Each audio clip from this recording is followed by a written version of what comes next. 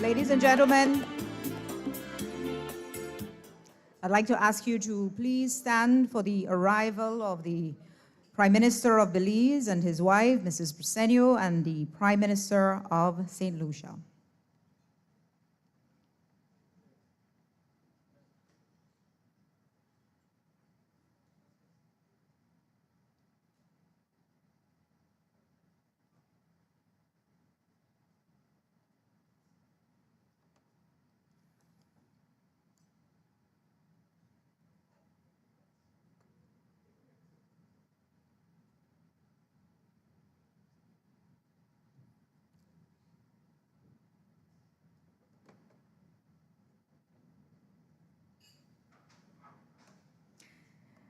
Distinguished guests, honored dignitaries, regional leaders, and all those who carry the heartbeat of this Caribbean community, a pleasant good evening and welcome.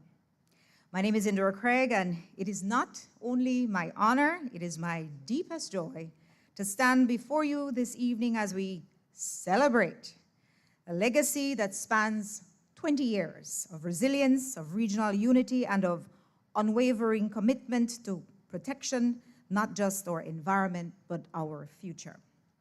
On behalf of beautiful Belize, the home of the 5 Cs, rich by diversity and big hearts, I welcome you, not just with protocol, but with presence. To begin this evening in reverence, I now ask, you guys are already standing, thank you, to join me for the national anthem of Belize.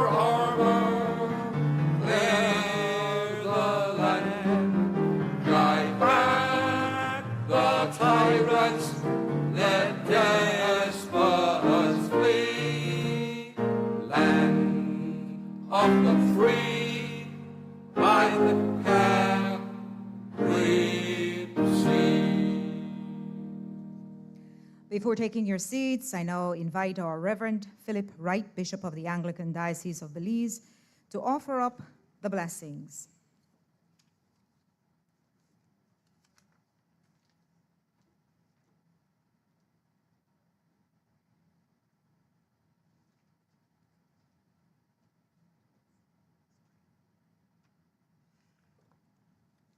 I greet you in the name of the Father, and of the Son, and of the Holy Spirit. The Lord be with you. Let us pray. For the beauty of the earth, for the beauty of the skies, for the love which from our birth over and around us lies, gracious God, to thee we raise this our sacrifice of praise. O Lord, our sovereign, how majestic is your name in all the earth. You have set your glory above the heavens. Lord God, in the beginning when you created the heavens and the earth was a formless void and darkness covered the face of the deep. And you spoke creation into being. Triune God, you created and you saw it was good. You created humans and gave us dominion over your creation. Today, the Caribbean Community Climate Change Center, 5Cs, gather in your name to examine the work of the stakeholders and to assess, to plan and execute new and improved strategies and best practices in a collaborative effort to save the resources you have entrusted in our care. We confess, Creator God, that we have had and we continue to have challenges in this region. We have abused and mismanaged these, your resources. We lament the climate crisis that we are facing. As the heat becomes excessive, the oceans rise, and consequently our animals and people suffer.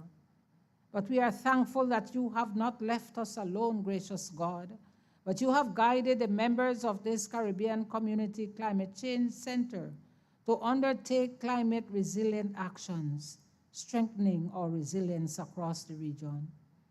You, in your wisdom, have allowed young men to dream dreams.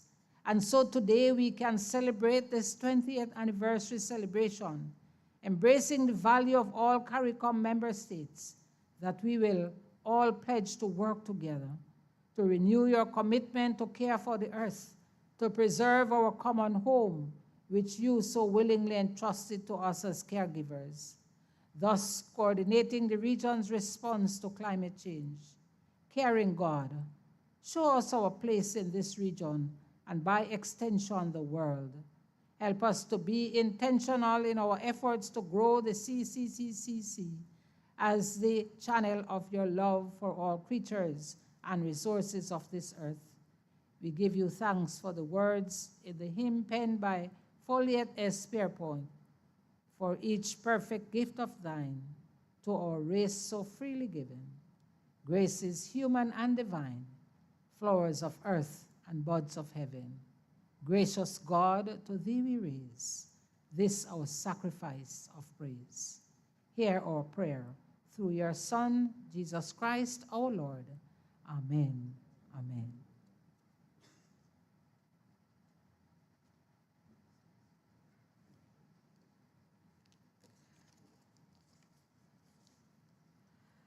Thank you, the Bishop, Reverend Elspeth Clare of the Wesley Methodist Church of Belize and Honduras. You may now take your seat. Tonight is more than a celebration. It is a call to elevate not just our strategies, but our solidarity.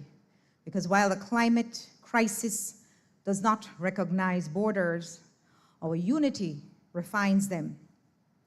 At this time, allow me to formally establish protocol for this evening's commemorative celebration.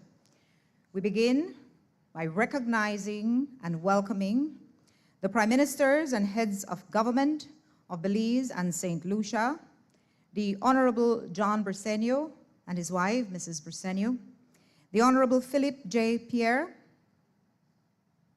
Ministers of Environment and Climate Change of Grenada and St. Lucia, the Honorable Karine James, the Honorable Sean Edward, the Honorable Tracy Panton, Leader of the Opposition, Member of the House of Representatives of Belize, Senator Dr. Honorable Chantal Monroe-Knight, Minister in the Office of the PM of Barbados, Senator the Honorable Dwayne Austell Lockhart in the Office of the Prime Minister, Commonwealth of Dominica, Deputy Secretary General of CARICOM, Dr. Armstrong Alexis, and CARICOM Climate Envoy, Dr. James Fletcher, Dean of the Diplomatic Corps, ambassadors and members of the Diplomatic and Consular Corps, head of regional and international organizations, our distinguished awardees,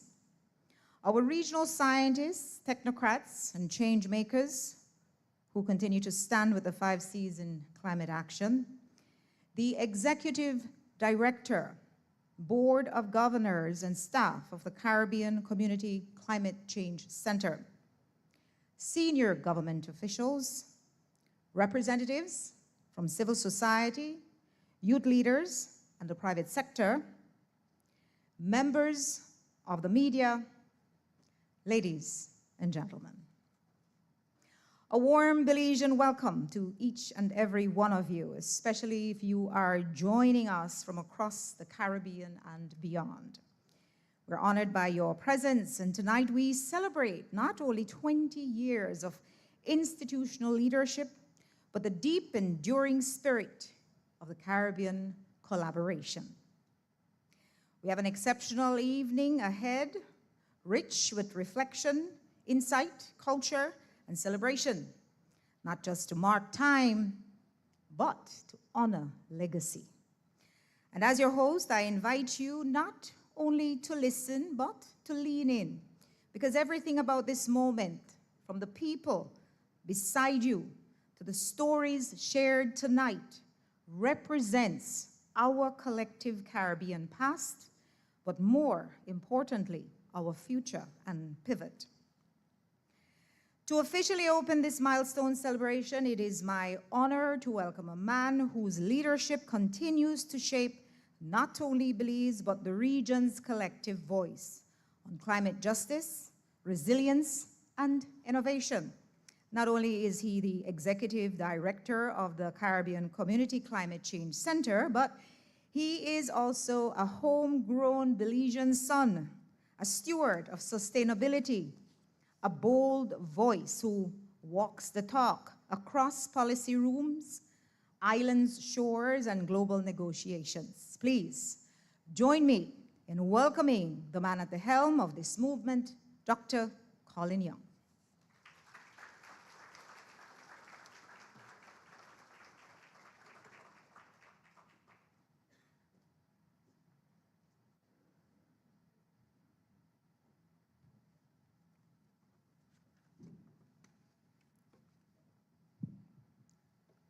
Good evening.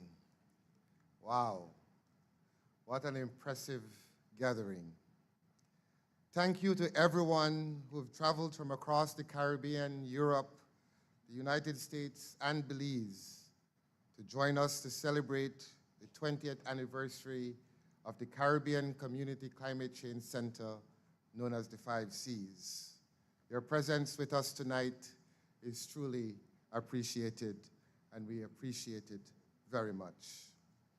I must start by acknowledging my exceptional 5 Cs team.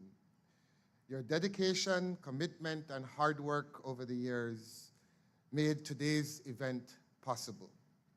Special thanks to our members of the Planning Committee, comprised of management and staff, and the energetic Uname Gordon for organizing and executing this momentous and special event.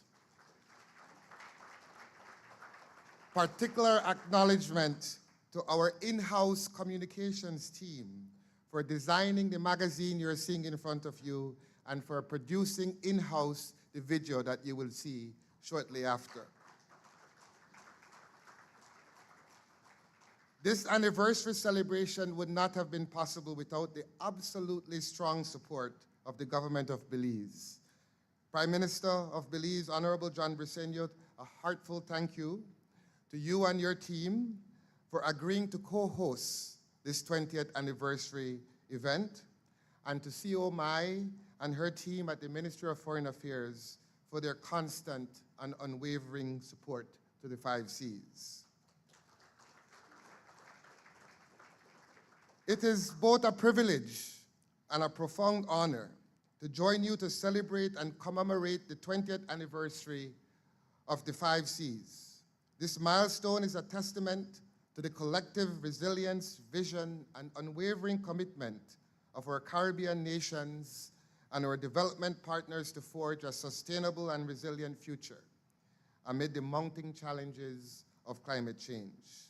Ladies and gentlemen, 23 years ago, right here in Belize, CARICOM heads of government signed the agreement establishing the 5 Cs at the 13th intersessional meeting of the Conference of Heads of Government of CARICOM.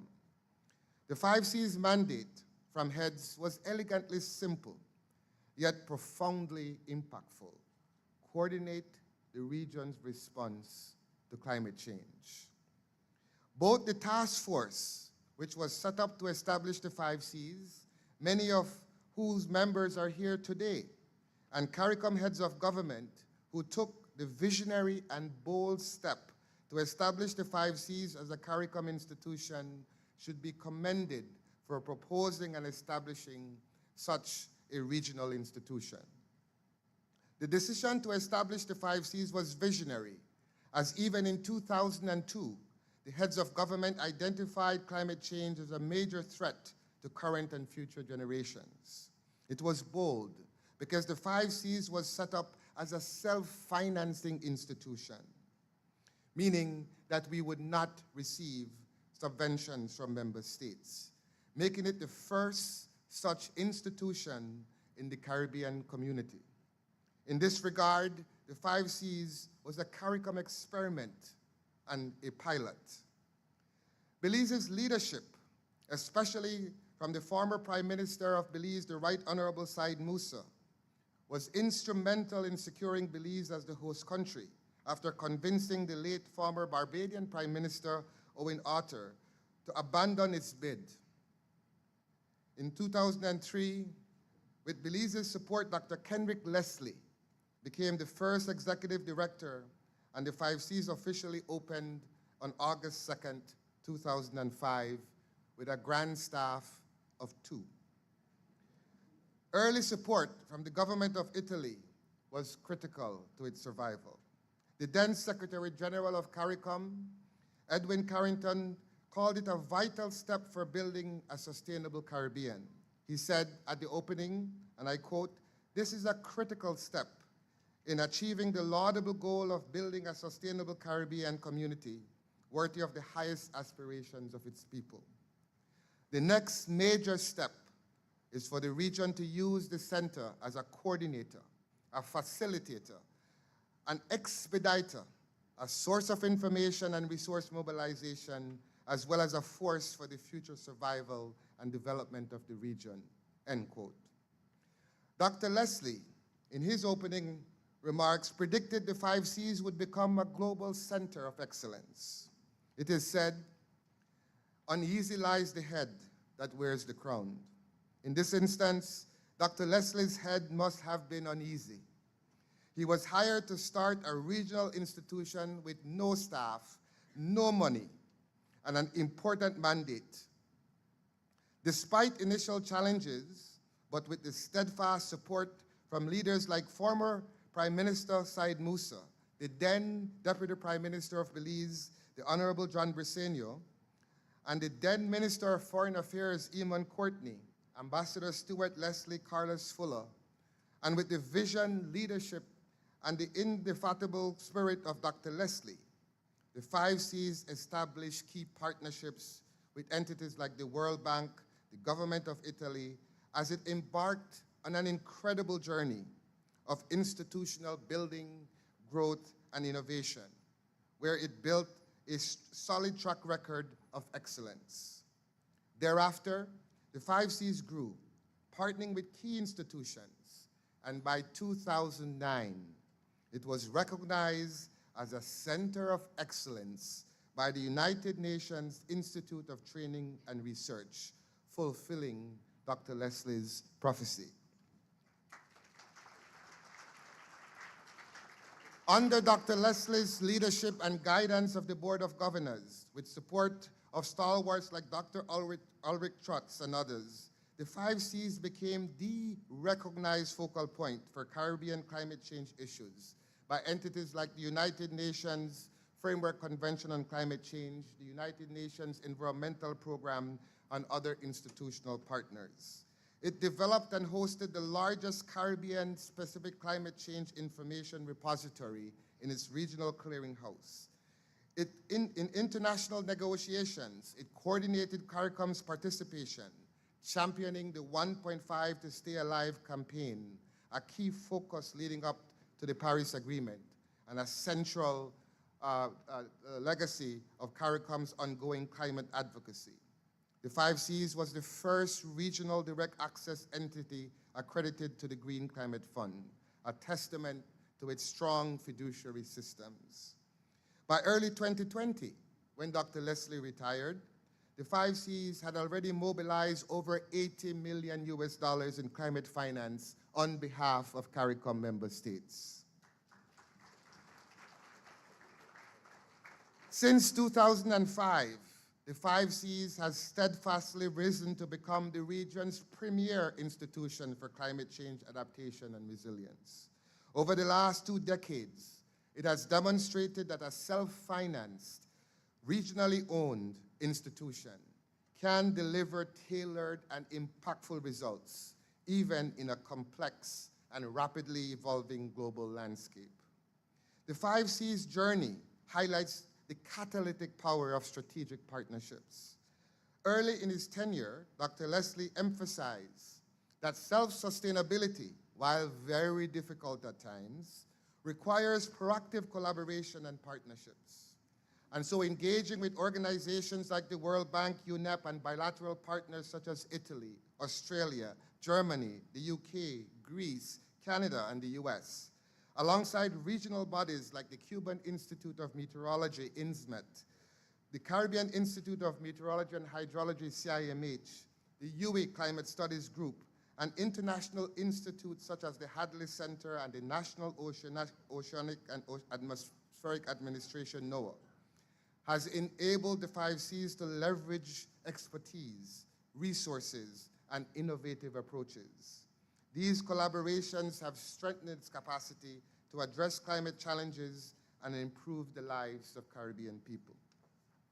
On January 5th, 2020, after a score of years of sterling service to the region, Dr. Leslie retired, and I was selected by the Board of Governors as the second executive director of the 5Cs.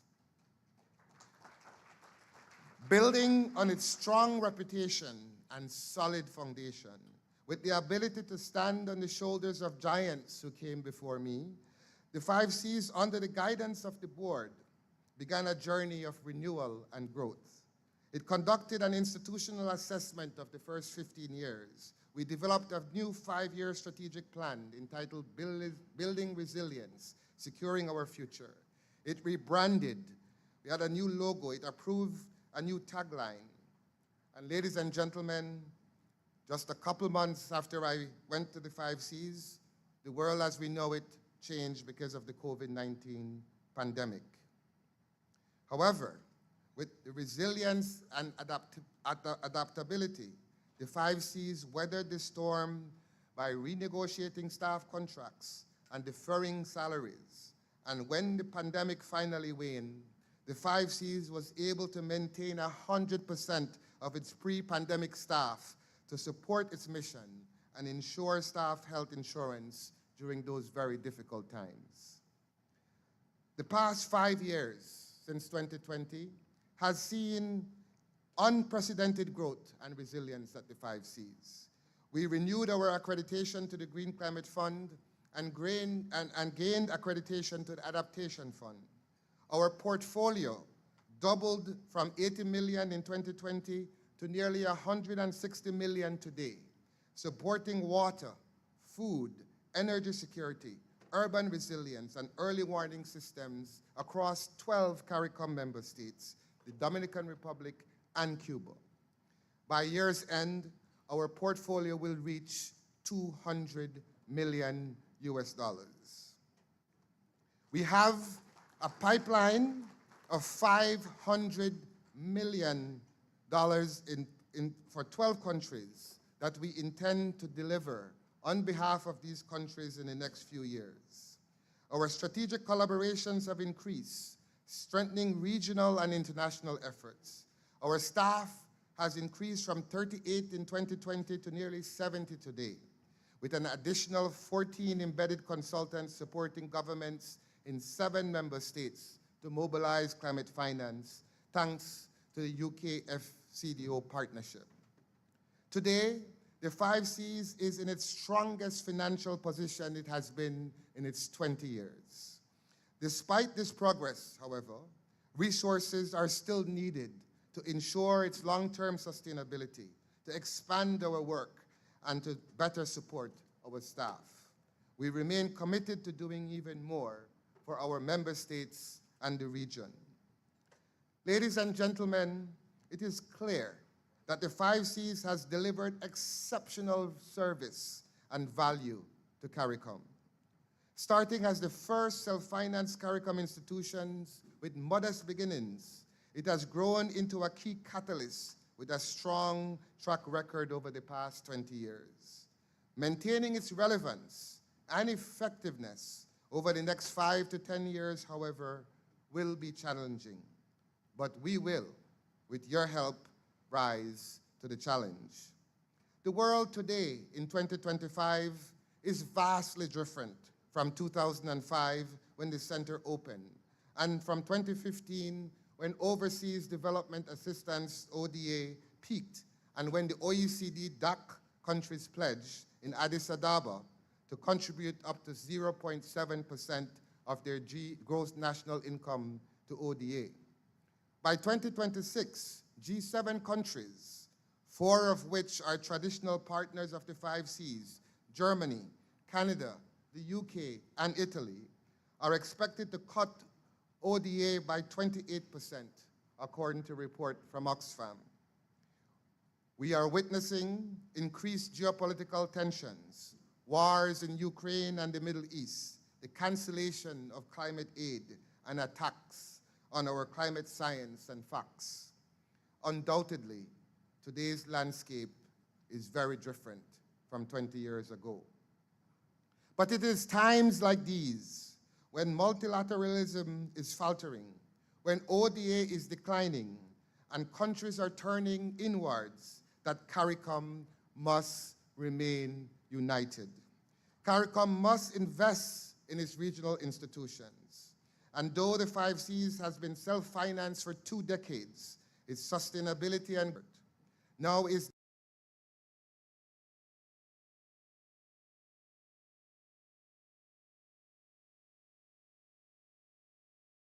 regional institutions. The Five Seas' next chapter will demand unprecedented cooperation, commitment, ownership, and support from our member states to deliver the services for our region. The Five Seas itself must also evolve to meet the needs of our countries. It must remain flexible, fit for purpose, and innovative. We will strengthen the Five Seas' operational capacity, leverage technological advances like AI and data-driven solutions, and foster new collaborations. Investing in our human capital is essential, which is why I have initiated talks with the Board of Governors to transition core positions at the Five Seas to permanent staff and establish a co-contributory pension plan in an effort to attract and retain talent.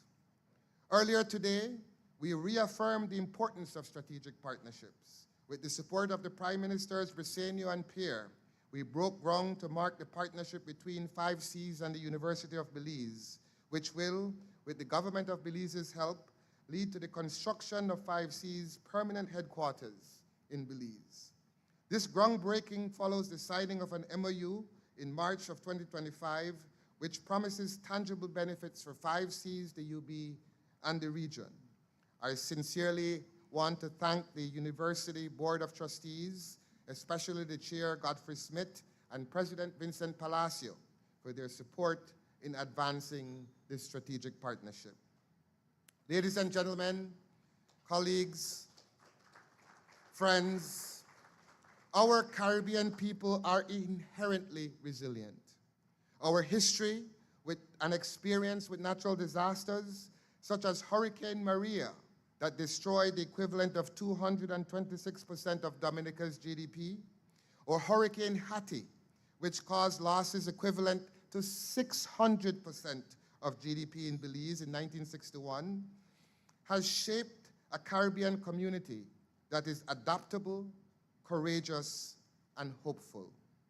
We've learned that unity and cooperation make recovery possible, and together we can face any challenge, including the greatest of them all, climate change.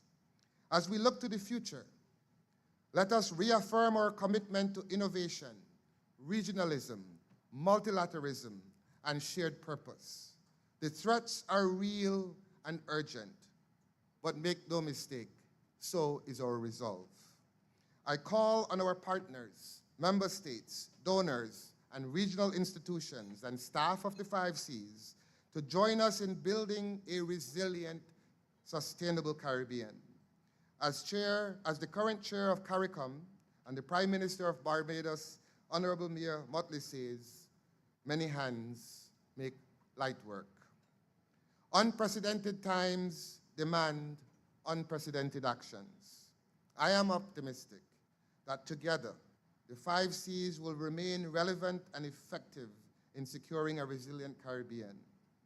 I want to end with a quote from former Prime Minister Said Musa from 20 years ago that is very much relevant today when he said, I quote, "I urge my colleagues in the region to strongly support the center in the years ahead, ensuring it achieves its mission of building capacity to manage climate variability and change," end of quote. I know that we can count on your support. Once again, thank you for being here and gracing us with your presence on this most historic occasion. I thank you.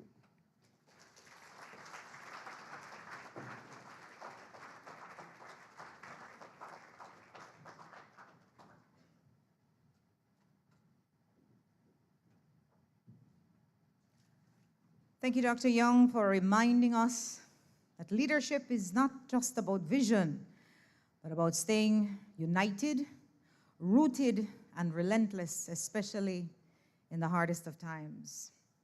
20 years, one region, climate vision, endless impact. Please turn your attention to the screen as we present the story that got us here.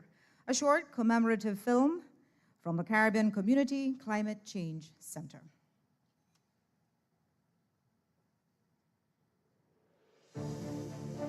20 years ago, in the heart of the Caribbean, a vision took root to safeguard the future of our islands from the growing threat of climate change. That vision became the Caribbean Community Climate Change Center, the region's lead agency for climate resilience, advocacy, and action. For 20 years, the Caribbean Community Climate Change Center, the 5Cs, has been at the heart of the Caribbean's response to the challenge of climate change.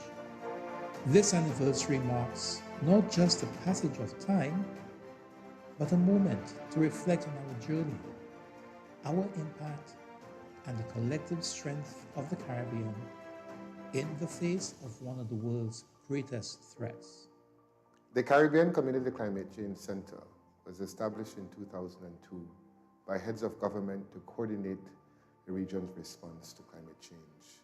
Even then, it would recognize that climate change represents a significant threat to the survival of Caribbean people.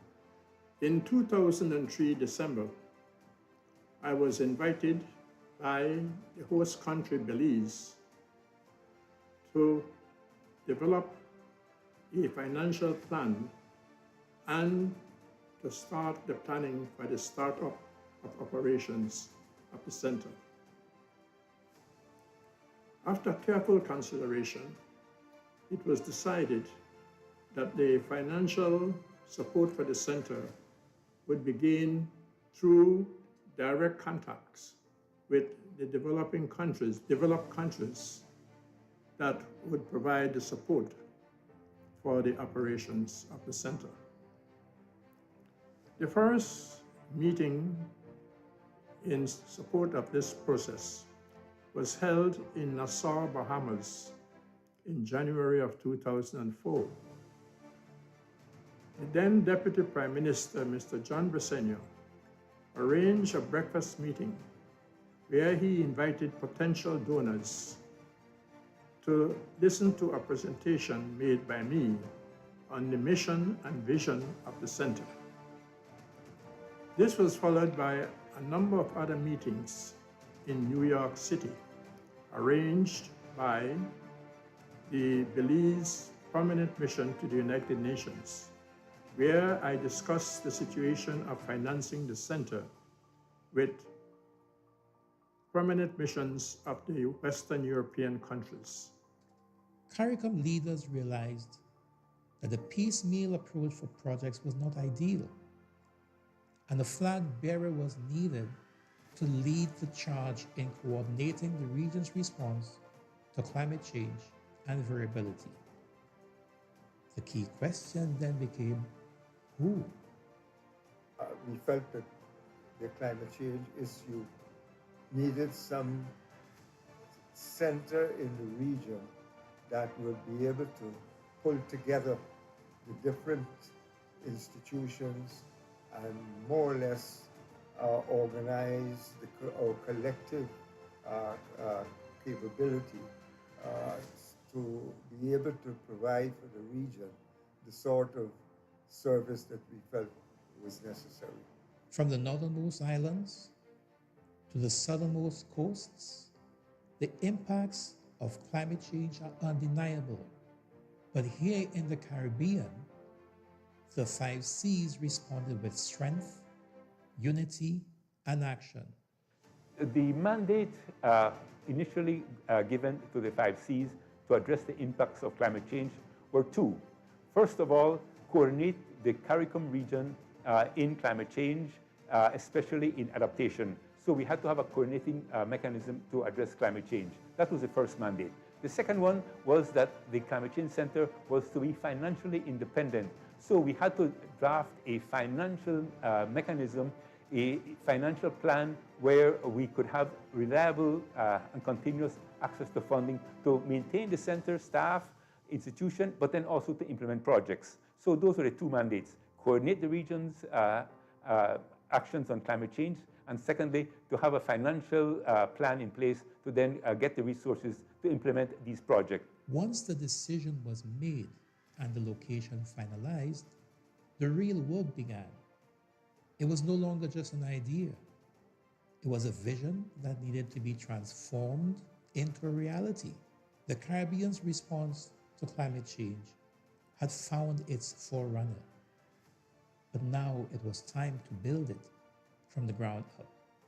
The success of the center's actions, including its ability to generate funding, was grounded in a firm regional commitment, policy, and strategy.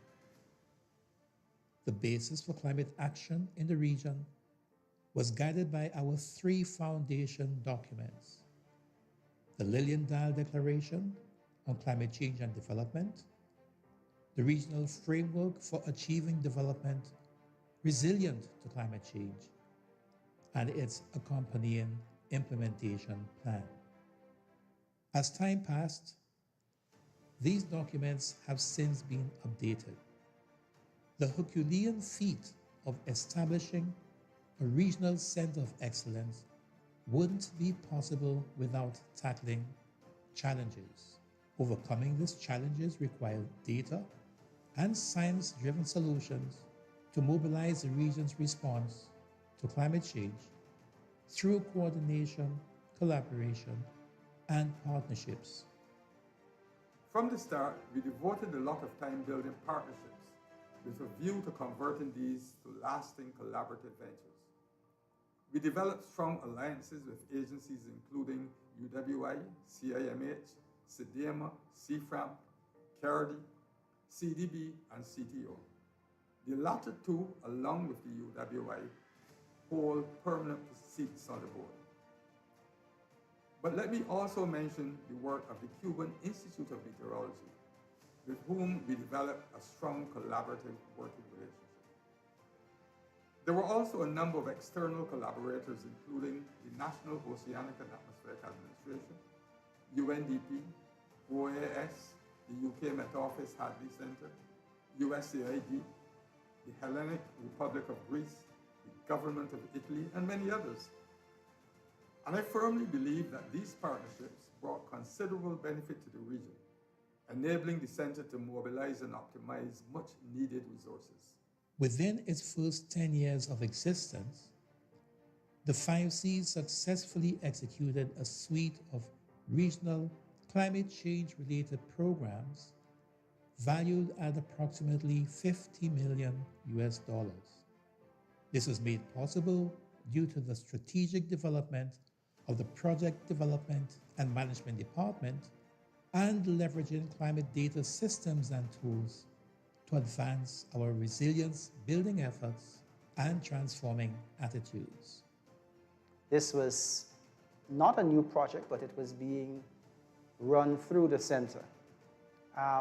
It was helping to build resilience, putting in place water policies, etc., so that persons could be able to then take decisions and implement these decisions as they will help to enhance their capacities. Thereafter, in 2009, we had the draft Caribbean Regional Framework, which was just in draft, but the EU came, they saw it, and they said they were willing to give us, I should say, an $8 million project for CARIFORUM, which included all CARICOM countries, plus the DR and Cuba. This was implemented. It helped to put in place the early warning system, both for hydrometeorological and also for coral reefs. 2020 marked a significant year for the 5Cs under the new leadership of Colin Young. We embarked on a journey to update our strategic goals and objectives as we continue to take on the charge of building the region's resilience to climate change and variability, thus securing our future. The center was established to ensure that data and information about climate change was being collected, was being analyzed, and being used for evidence-based decision-making to make our region more resilient to the effects of climate change. And while that mission has really driven the center to what it is today, over the years, the center's strategic objectives have also grown. Today, the center has 5 strategic objectives. The first is about ensuring that we scale up climate action across our region. And we do that by mobilizing climate finance for our member states so that we can invest in actions that will build the resilience and protect the lives and livelihoods of our people. Secondly, the challenge of climate change is so vast and so complex that no one institution can do it alone. And so the strategic partnerships that the center has established over the years are extremely important to our work. And as a result, it has grown tremendously. We've worked with partners in Europe, we've worked with partners with the Pacific, we've worked with partners in the region, and we've built strong, lasting relationships, all working towards the same objective of building resilience. Thirdly, we maintain our strategic focus on data and information. We've also noticed that the Caribbean public is not as aware about the effects of climate change, and so we spend a tremendous amount of time and effort trying to build awareness of climate change among Caribbean people.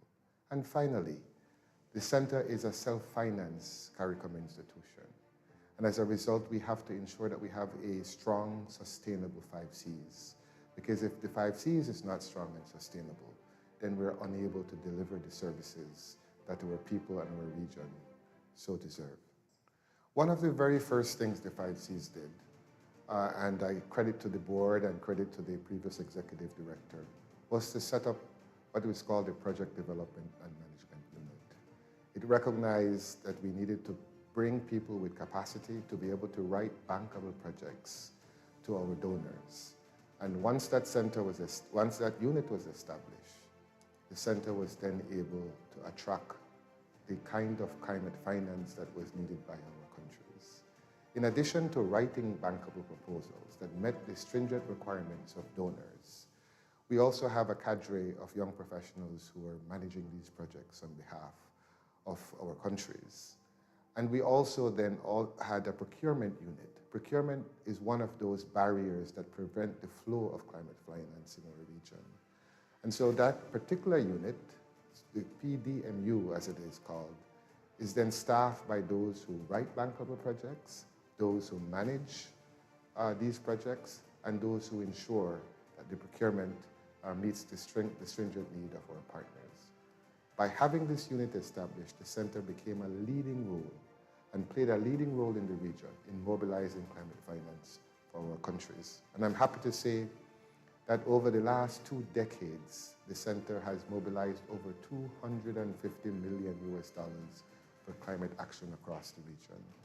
A tremendous achievement for a center that started with 2 people and that has grown now to a staff of over almost 70, all the while being a self-finance institution. 20 years of mobilizing resource for adaptation, 20 years of building up data to inform policy in the Caribbean. That's been important for the Caribbean people, and that's been important for the 5 Cs in general as an institution. I can certainly speak to the leadership, the innovation, the charisma, and the drive of the people at 5 Cs. Working at the 5 Cs means a lot to me because of the work that we do. Coordinating the region's response to climate change for the Caribbean region is a very, very special task. I've been with the Caribbean Community Climate Change Center for almost 14 years. I consider 5 Cs my next home. I relish in being a part of this organization that lives up to its core value: accountability, transparency, integrity, respect, excellence. It was important for St. Kitts and Nevis to ratify the agreement establishing the 5 Cs because 5 Cs as an institution represents for us the best opportunity for the Caribbean collaboratively to work towards climate resilience. We are very, very grateful to 5 Cs for helping us pioneer this major project. When 5 Cs came to visit the sugar industry, they saw a lot of potential projects. Estamos contentos. Ya la lágrima que teníamos en los ojos con nuestros hijos cuando los veíamos muertos del hambre, ya esas lágrimas se van a acabar, ya eso se va a terminar. Ya nuestros hijos se están riendo porque ya vamos a tener agua para sembrar alimentos, tanto para la casa, tanto para el pueblo, para la casa, que no tengan que traer una libre yuca de parte, ni plátano, ni guineo, porque nosotros tenemos tierra, a dónde trabajar. Y ya gracias a Dios y gracias a toda aquella persona que aportó un granito de arena, que Dios le eche la bendición y que me le dé salud donde quiera que se encuentren. The work of the 5 Cs has always had one clear goal: to protect and uplift the lives and livelihoods of the 40 million people who call the Caribbean home.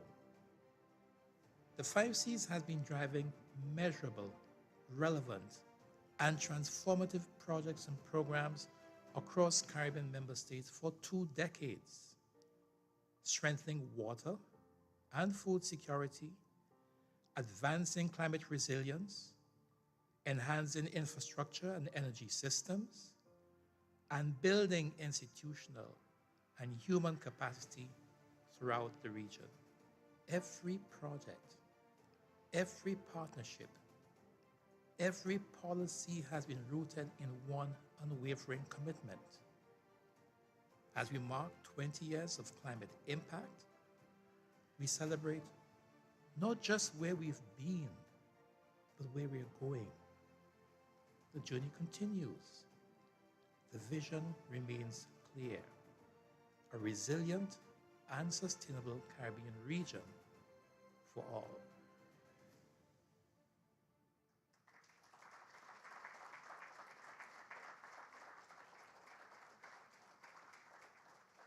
Congratulations to the entire team.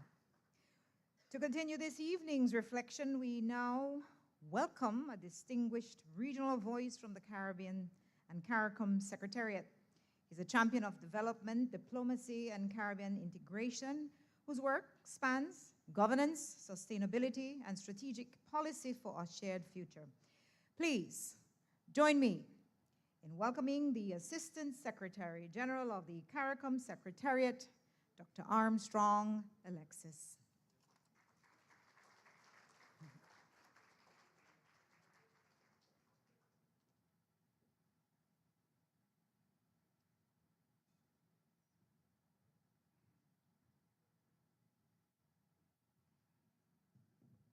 Thank you very much, Madam Master of Ceremonies.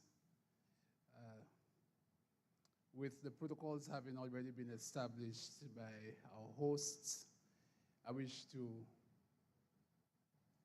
simply say good evening to all, and in particular to our host Prime Minister and visiting Prime Minister of my own home country, St. Lucia. I wish to say how much a pleasure it is to be in your company tonight. I was introduced as the Assistant Secretary General, but as it's always important to ensure that I don't fall under any other pseudonym. I want to just indicate that with the 4 Assistant Secretaries General that exist at CARICOM, I'm not one of them. I happen to hold the office of the Deputy Secretary General. It really is a distinct pleasure for me to be addressing this momentous celebration of the 20th anniversary of the establishment of the Caribbean Community Climate Change Center, known affectionately to us as the 5 Cs.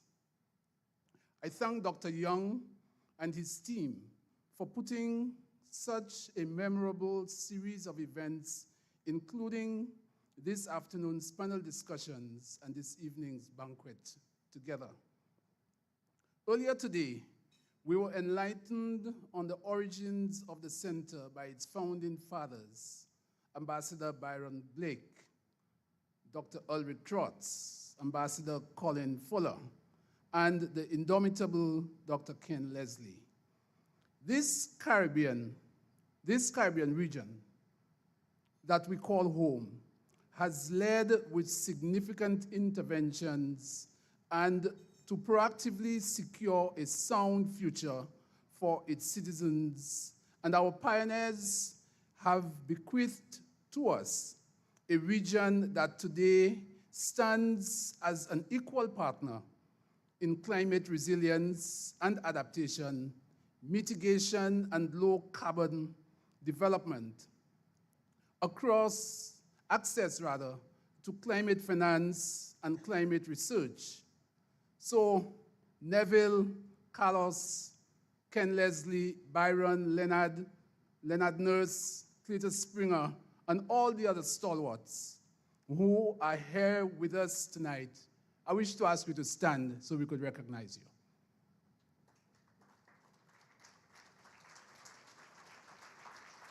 Take a bow. You are our real stalwarts.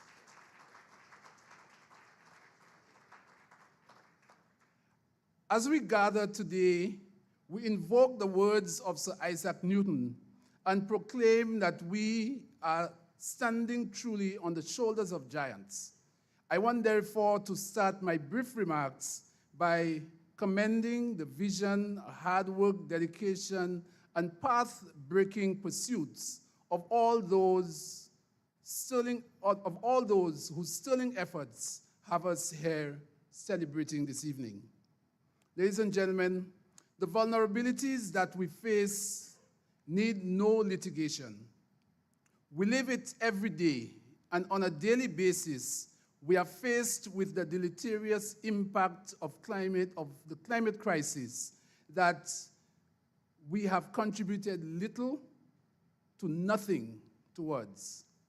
We, however, do not have the luxury to simply bemoan our circumstances. We have to act not only in response to, but must stay ahead of the inevitable consequences accompanying the climate crisis. I have to compliment the 5Cs for all its contributions to our region. I note that the extraordinary scientific work that is done at the center. You have led a research-driven agenda to place the needs and realities of the Caribbean citizens at the center of the international climate discourse. You stand shoulder to shoulder with others in the international community, and you have represented us well. You have produced findings from research that have grounded your implementation and your interventions in the reality of our people, and you have increased the knowledge and awareness of our citizens on matters of climate change. Simply put, you have done well. And on behalf of the Caribbean Community Secretariat, I commend you on your 20 years of pertinent, useful, and purpose-driven contributions in the broad sphere of climate change, and I look forward to the many more years of your service to the people of our region.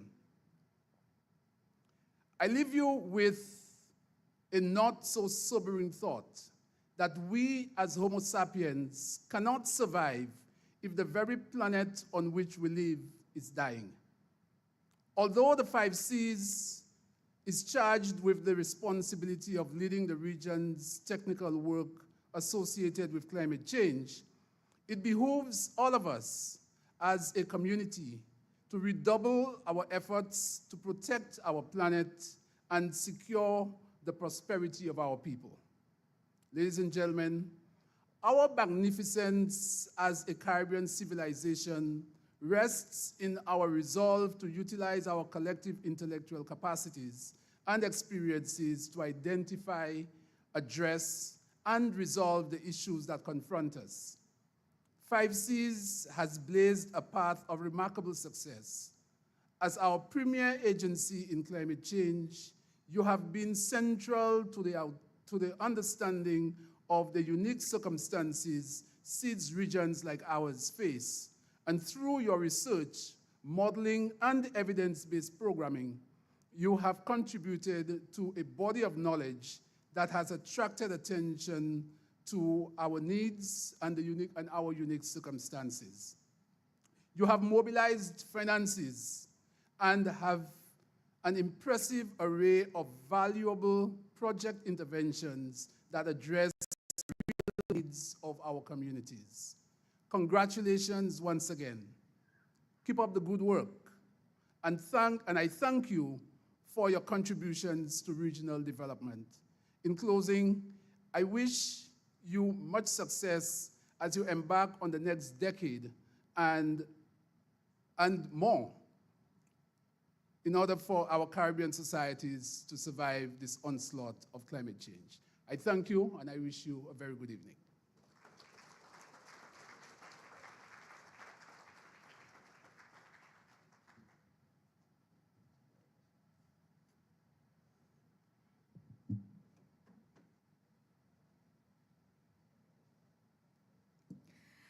I suppose even after 20 years, a little stumble reminds us that we're all human. Thanks for that, Grace, Dr. Alexis, and for that powerful reminder, especially in the face of climate urgency. When the world speaks of bold, moral clarity, unapologetic truth, and uncompromising vision, few leaders have stirred unflinchingly the global conscience on climate justice like that of Barbados Prime Minister Mia Amor Motley. As chair of CARICOM and a tireless voice for small island states, she reminds the world that the Caribbean is not just vulnerable, it is visionary. Though she is not with us in person this evening, her presence and her influence continue to shape the regional agenda with clarity and courage tonight. Representing both the office of the Prime Minister and the people of Barbados, we are honored to welcome another fierce advocate and a voice of immense brilliance and strategic leadership, the lovely Honorable Senator Dr. Chantel Monroe Knight.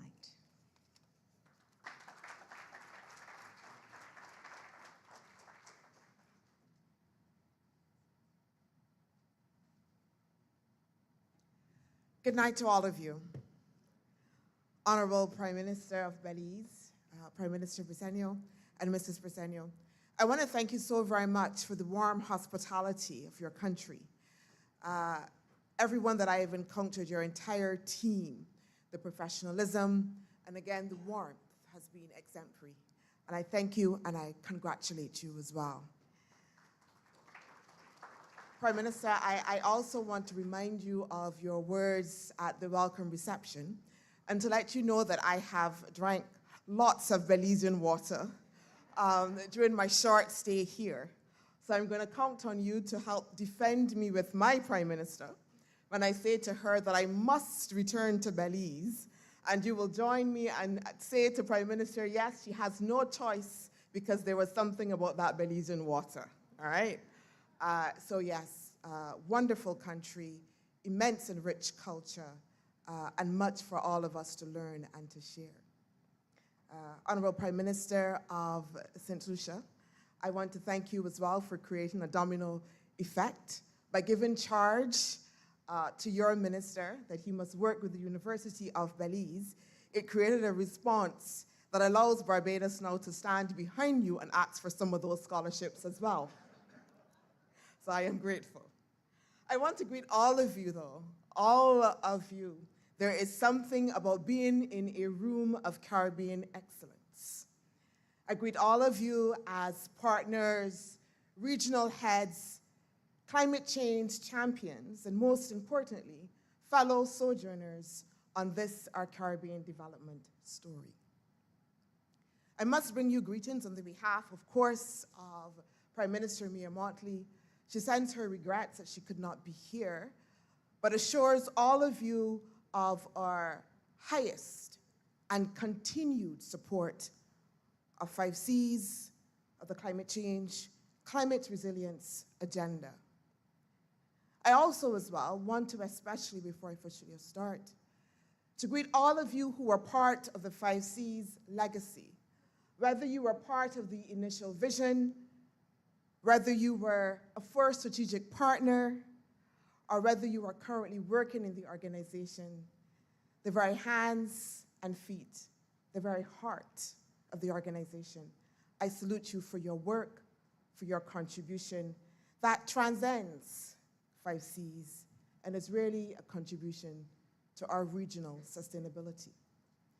The moment that we are in as a region demands that we have leaders and people who understand cause, who understand that the moment is not just only about achieving an objective, but understand that all of us have to contribute to this cause, that understand the moment that we are in, as difficult and as challenging as it is, but still turn up every single day and do it because you also understand fundamentally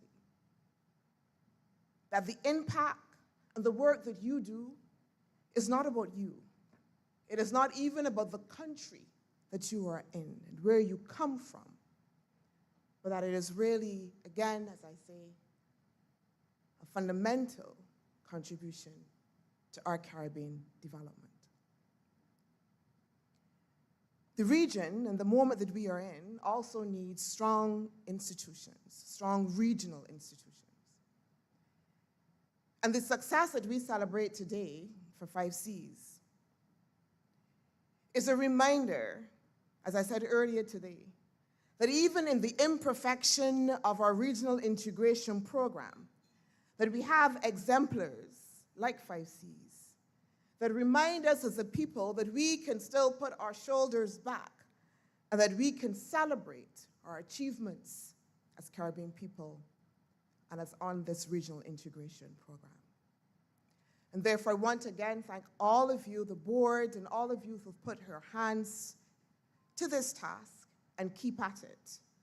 Because again, it transcends even us but sends a message globally about who we are and the Caribbean excellence that we stand for as well.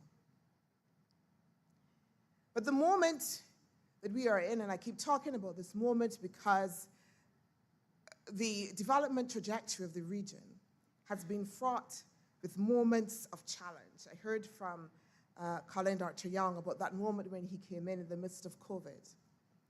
We're in the midst of a moment where funding is also continuing to be scarce. So we continue to face these challenges. We continue to face these moments.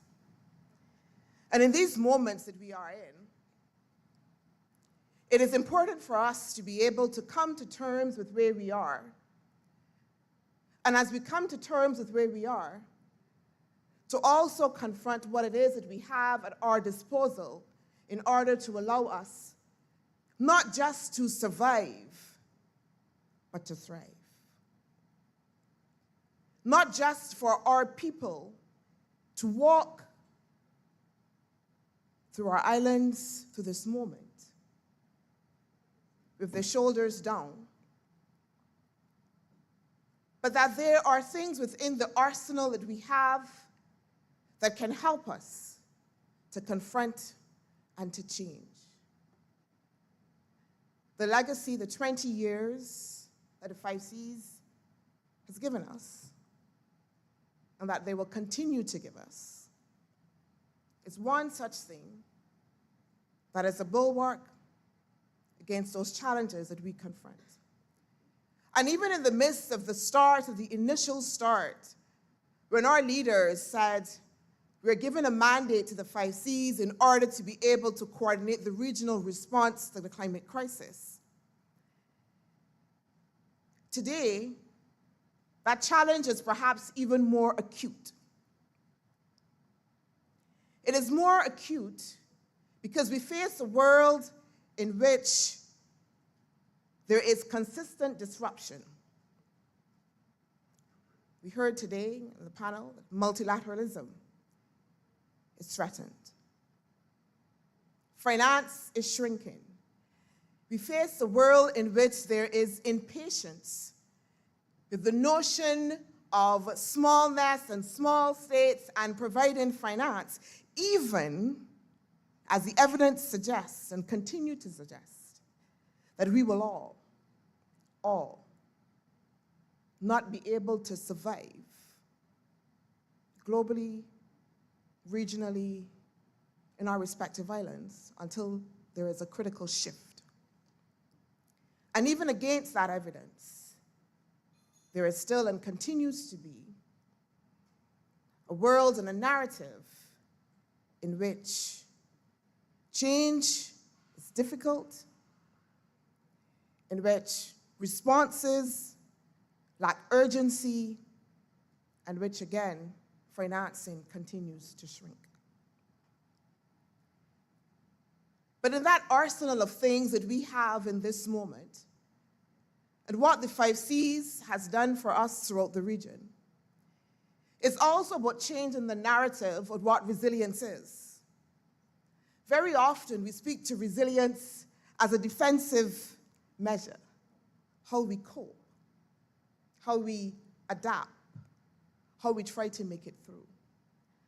But it's perhaps time that we flip that narrative on what resilience is, so that resilience becomes now part of what we use to redefine our regional development agenda, our regional development model.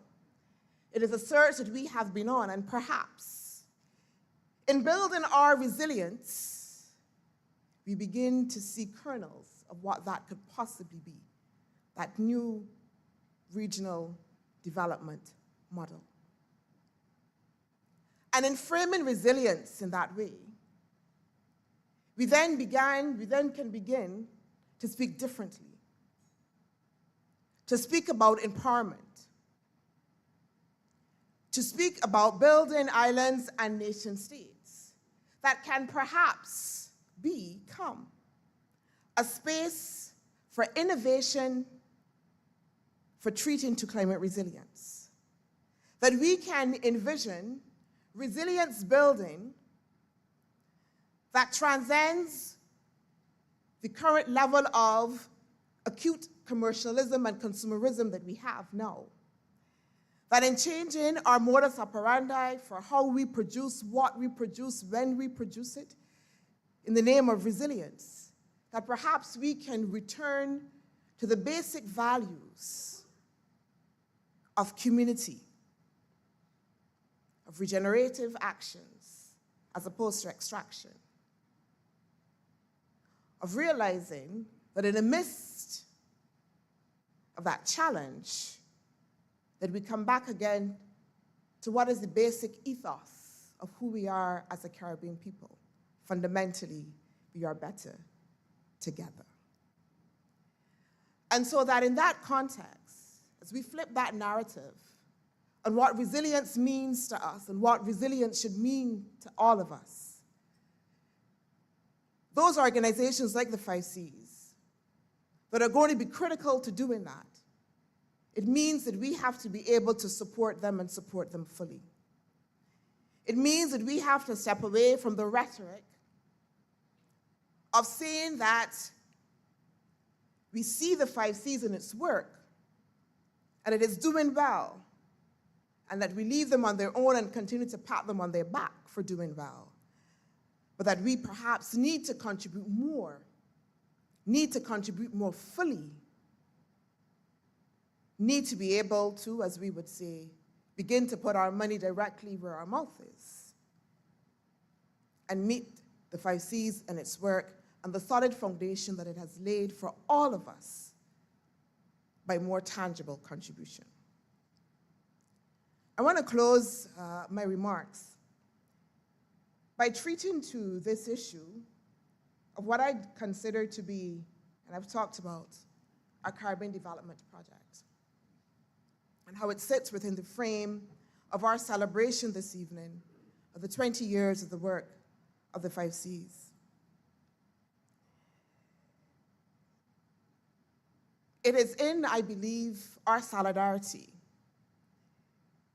It is our returning to understanding that base of what, again, those visionaries, those leaders saw in the moment of looking at this Caribbean regional integration, and understanding that we will never be able to overcome unless we do it together. That all of the challenges that I spoke about before that are happening within the global community within climate change, that the response that we must have principally is one of solidarity. It is one of Caribbean unity. Climate change knows no boundaries, no borders.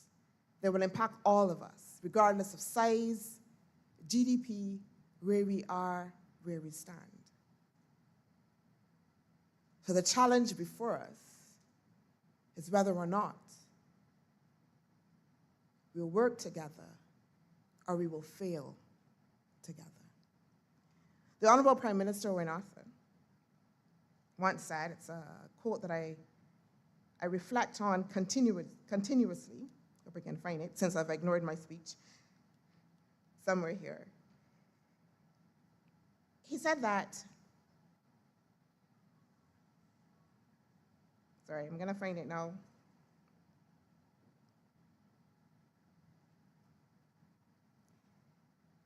He said that we must, as people, and as a region,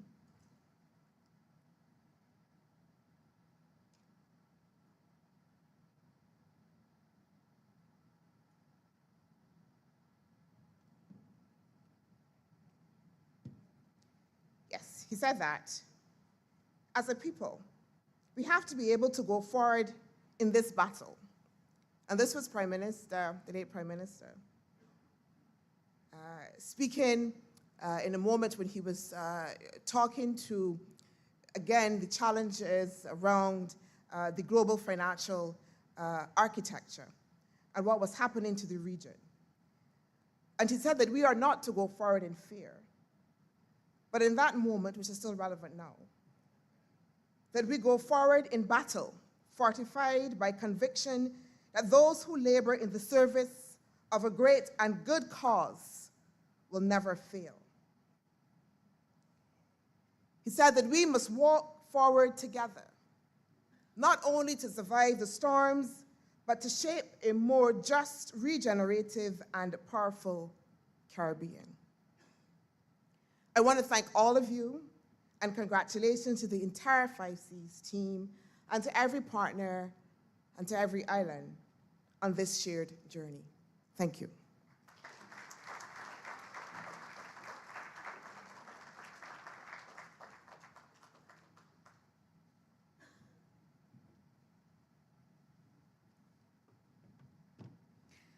Thank you, Senator Monroe Knight. We see you, we hear you, and the region rises stronger when women like you lead from the front. Keep leading from the front.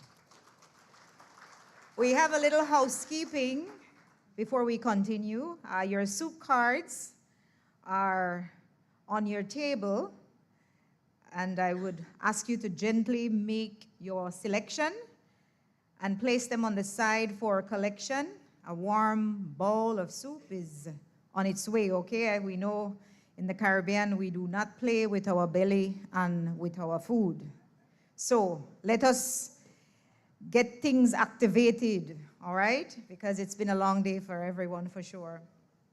We move on from vision to strategic action. It is only fitting that we hear from the CARICOM lead head of sustainable development. He's a leader known for his steady hand, policy focus, and balancing act of both economic growth, environmental stewardship. Please join me in welcoming the esteemed Prime Minister of St. Lucia, the Honorable Philip J. Pierre.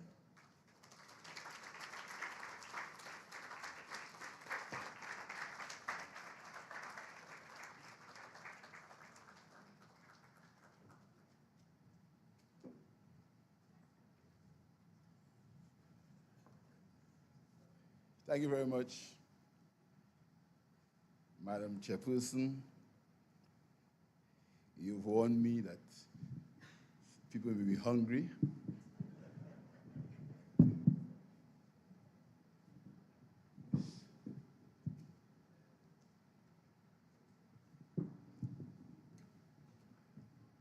So I will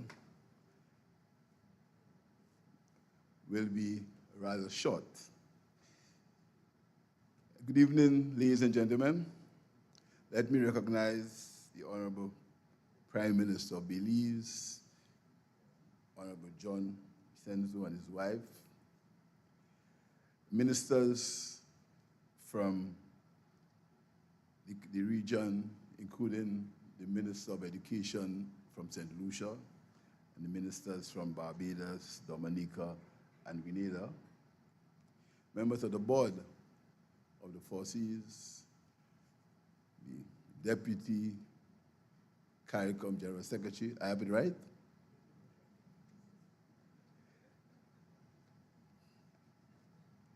My friend, Mr. Solomon of the Caribbean Development Bank, members of the University of Belize, and I said this morning the University of Belize was a well-kept secret.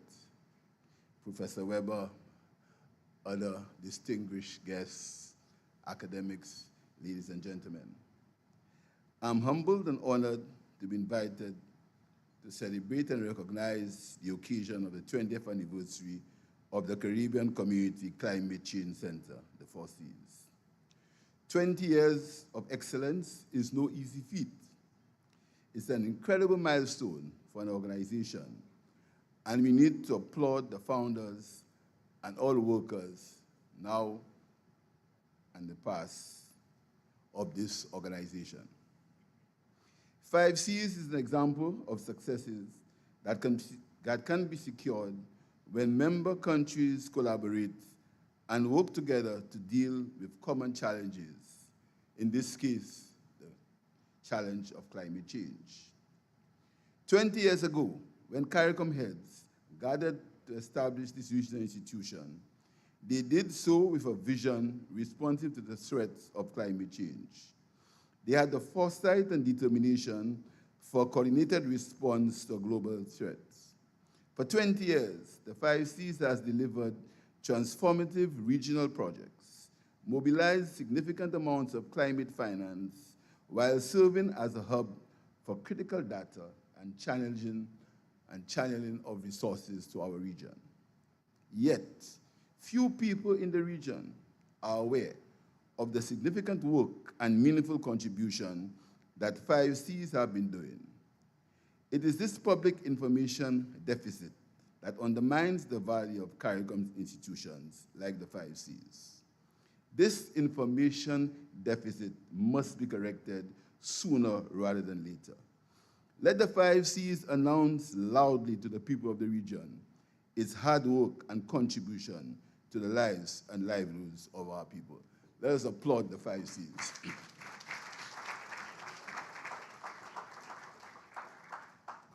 5Cs represent a tangible example of CARICOM countries working together for the good of its citizens.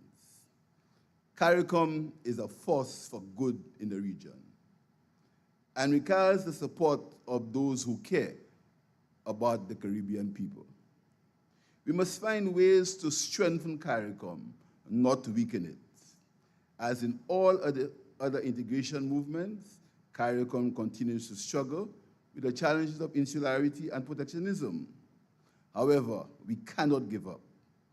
Institutions like the 5Cs give us hope that we as a region must continuously strive for improvement, deepen and strengthen our integration movement for the benefit of all. Let us continue to work with CARICOM. Today, we stand proudly on the foundation laid by our visionary leaders who had a coordinated vision for strategic climate change action in the Caribbean long before the Paris Agreement was conceptualized. The Center's hard work has left us a legacy, and it has steadily steered our path towards greater resilience in the face of a changing world. It is no secret that the islands of the Caribbean are on the front line of this climate crisis. However, less than 2% of all global climate finance reaches our region. We are forced to grapple with the disastrous impact of intensifying storms that erodes years of economic progress in a matter of seconds. In this journey of endurance, 5Cs has stood as a formidable ally in enhancing the capacity of our nation to rebuild better while supporting the mobilization of resources. We all appreciate the challenges of mobilizing financial and other resources for climate action. An unfortunate reality that underscores the growing need for enhanced and more equitable financial support for our countries from the international financial infrastructure. In this regard, we must commend the Center for its instrumental role in mobilizing much-needed finance for our region while providing technical support to our climate initiatives. The international world continues to promise financial support for loss and damage caused by the climate crisis. However, delivery is slow. Allow me to suggest that 5Cs explores the possibility of creating a homegrown financial vehicle that can close the funding gap. Consideration can be given to the creation of a regional climate investment fund as a special purpose vehicle to attract climate-related investments. I'm sure that 5Cs working in the University of the West Indies, the University of Belize, the University of Guyana, and other academic institutions in collaboration with the Caribbean Development Bank and CARICOM can lead the research in the search for a new flow of much-needed capital. In St. Lucia, we have taken one small step and a leap in the future by enacting legislation for the creation of a sovereign wealth fund for future financing of adaptation and mitigation for climate-related activities. The 5C Center must be commended for creating an enhanced understanding of the vulnerabilities and lived realities of the climate crisis.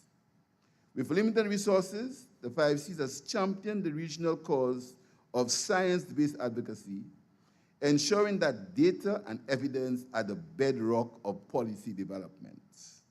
Their work in integrating climate considerations into national development plans, conducting vulnerable assessments, and strengthening early warning systems have undoubtedly enhanced the adaptive capacity of our nations. The Center has made noteworthy strides and interventions in several countries. For example, the safeguarding of coral reefs for the deployment of early warning systems, expanding climate monitoring with automatic weather stations across islands, and improving water security through innovative technologies such as solar-powered saltwater reverse osmosis systems, or the signing of Memorandum of Understanding with governments of several countries to build the capacity and strengthen national frameworks for the development of partnerships with the Green Climate and Adaptation Fund. 5Cs have helped ease the financial burden and costs of climate intervention strategies. Understanding the need to translate policy into action, the Center has forged strategic partnerships with various international development agencies, friendly governments, multinational funding donors, and academia, leveraging diverse expertise and support to respond effectively to the impacts of climate change in the region. As a partner in resilience, 5Cs has supported many of our nations to shape policies that embed climate change planning and action into our national frameworks, even at a time when the concept was not yet fully understood. On a regional level, the Center has led the development and implementation of the Regional Development Framework for Achieving Development Resilience to Climate Change and its implementation plan. This framework provides the region with an effective blueprint in collectively building climate-resilient economies. Additionally, it enforces the need for robust policy frameworks that allow for the integration of climate change action into all facets of national planning and decision-making. The 5Cs also ensures that our positions are ventilated and our voices heard during international climate negotiations. For many years, the Center has hosted and supported CARICOM coordination meetings ahead of the annual Conference of the Parties meetings to ensure that as a region, we have a united voice on the issues that matter to us. Even now, as we celebrate our 20 years of hard work, our negotiators in Germany are working to secure victories in reiterating the special circumstances of SIDS, pushing for urgent action to keep the 1.5-degree target within reach and on course to the global goal of adaptation. The 5Cs is recognized and a respected global institution at the forefront of advocacy and calls for change and fairness for the developing world in its struggle for climate justice. Allow me to offer my thanks and gratitude to the government and people of Belize and the Prime Minister, the Honorable John Bresinho, for hosting and supporting the Center for many years. I know that John is a strong advocate for the environment and will continue to support the 5Cs in its pilgrim's progress. To Dr. Colin Young, the board and dedicated staff who have continued to labor for the benefit of the region, I commend you for all your hard work and dedication. May your legacy continue to positively impact the lives of the people of the region. Let's remember St. Lucian Derrick Walcott, his lament that my climate now is the marsh. I thank you.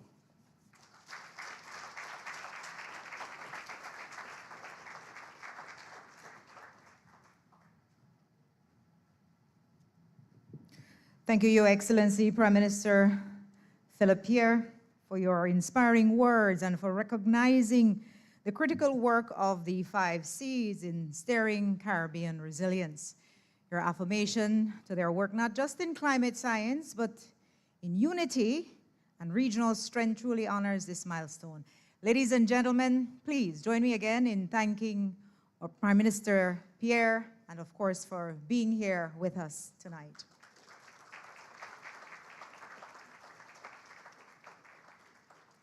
So, now that Prime Minister Pierre has shown us the roadmap, we turn to the architect of Belize's own climate legacy. From the vision of Prime Minister Said Musa to Belize's stewardship of the Climate Center through 2 decades of impact, a small nation by size, but a giant in action, our host country has moved from humble beginnings to regional epicenter in climate leadership. And now it gives me great honor and pride to welcome the voice leading this legacy, the host of tonight's historic event and our keynote speaker. From Orange Walk to the UN stage, his leadership has stitched our nation into global climate progress, turning courage into policy and vision into action. Please join me in welcoming our host, our guide, and our very own Prime Minister of Belize, the Honorable John Briceño.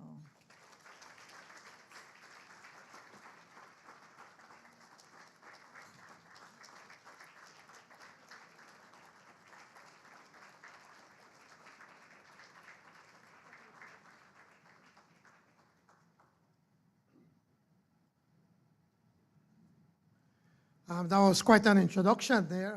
I mean, I almost never want you to stop. But tonight's quite a night of surprises. Tonight I wore my best Wayabera, just to find out that this is the same Wayabera I'm wearing in the picture in the book.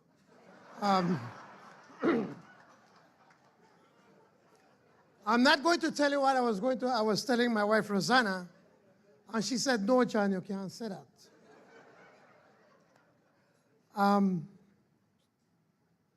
Secondly, I opened the book and then I realized now that I'm given an award, or mentioned as an award. I hope it's a check. And my third surprise, I cannot tell you what it is, but all I can say, Kenrick Williams, Dr. Williams, thank you so much for bailing me out tonight. So it's quite a lot of surprises. And when I look back and I think about 20 years ago what we're doing, and I look at Yemon and think to myself, man, we've come a long way, Yemon. He was the Prime Minister, the Foreign Minister back then. I was the Deputy Prime Minister. And way back from 2002, we started the work in trying to get this climate change center here in Belize.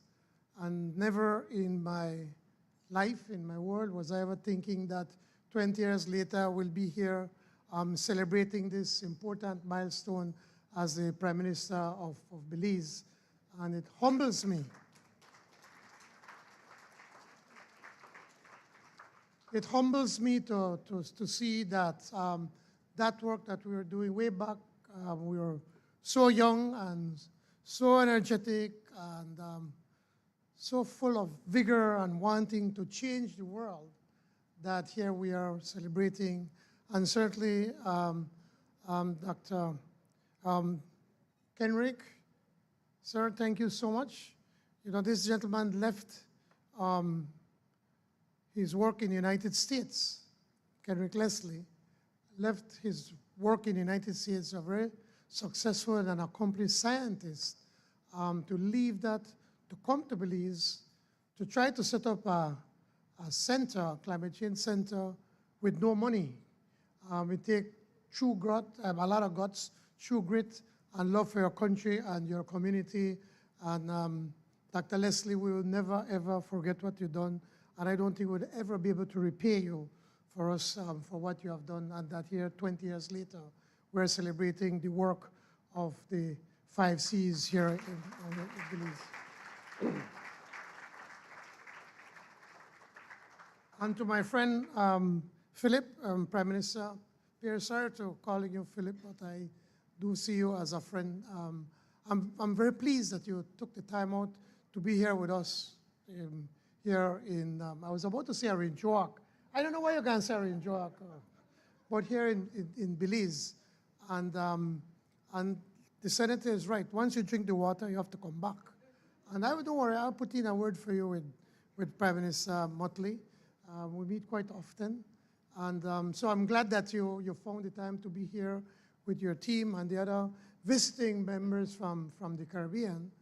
The only thing, sir, is that I'm going to send you a letter to give you an official invitation to come back to Belize to be able to see more of the country, as what you described, that there's a lot of space here in Belize. And so, once again, good evening, distinguished guests, regional leaders or development partners or colleagues or friends, and our good friend Ms. Canuta from Italy. You were right here at the start, and here you are still going strong. It fills me with hope, that there are a lot of good people in this world. It is a tremendous honor to join you this evening to celebrate a remarkable milestone, 20 years of the Caribbean Community Climate Change Center. 20 years ago, the leaders of our region had a vision to establish an institution that would not only coordinate the Caribbean's climate response, but serve as a catalyst for action, innovation, and unity in the face of the world's most urgent crisis. That vision took root right here in Belize.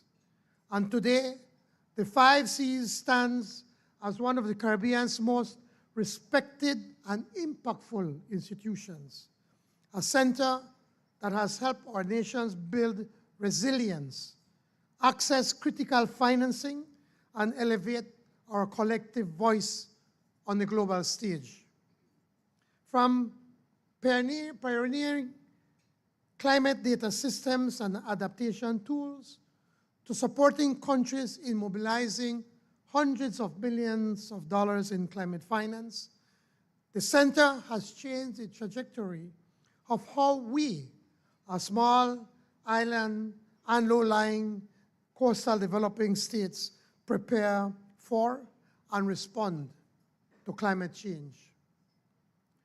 But its impact is more than technical. It is personal. It is the training of our young professionals, the support given to ministries to implement adaptation projects, the guidance offered at climate negotiations, and the unyielding advocacy to ensure that the Caribbean is never sidelined in global decision-making. To Dr. Colin Young and his dedicated team, you have built more than a center. You have built trust, credibility, and a legacy of results. And we thank you and your team. And of course, to the host country, to Belize. Belize has always taken great pride in being the home of the 5 Cs. But beyond pride, I want to reaffirm our government's deep and ongoing commitment to supporting the center's continued growth and leadership. And we are proud to have signed a 99-year lease with the University of Belize for the construction of the new eco-friendly 5 Cs headquarters, a space that will expand your capacity, deepen research collaboration, and serve as a symbol of our shared future. And yes, we will keep up our commitment to the promise I made this morning that we are going to offer some scholarships to your students, Prime Minister. And Senator, yes, before you remind me, for Barbados to come and to study in Belize. But when you, when you think about it, whilst the Caribbean has a lot to offer, the Caribbean islands have a lot to offer to host a climate change center, when you look back, you can see why is it that our leaders back then had that vision and made the right decision to put this climate change center here in Belize.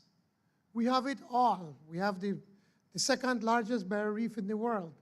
And mind you, some might say the largest living barrier reef in the world. There are 4 atolls in the Americas. Belize has 3 of them. We have a diverse marine life. And the Holchan Marine Reserve, I ask you all to come and find the time to come and visit that area. And as you come inland, we have the waters, we have the cenotes, we have the lakes, we have the forests, we have the second largest cave system in Central America, our protected areas, the wildlife that we have it all here in Belize, where the Climate Change Center can do a lot of research on behalf of the Caribbean. So I want to thank all those leaders back then that had the vision and that agreed for us to have this Climate Change Center here today. And I want to thank and to recognize the work of the Right Honorable Said Musa, who back then tasked me with this job early on to be able to start to do the campaigning and trying to get the support. And of course then for him to be able to manage at the heads meeting to convince his heads to be able to allow to have the Climate Change Center here in Belize. Also, let me take a moment to thank Prime Minister of St. Lucia, Honorable Philip. Thank you, Pierre, for your leadership as the CARICOM lead head on climate change and sustainable development. Your presence here affirms the importance of regional unity in advancing climate ambition.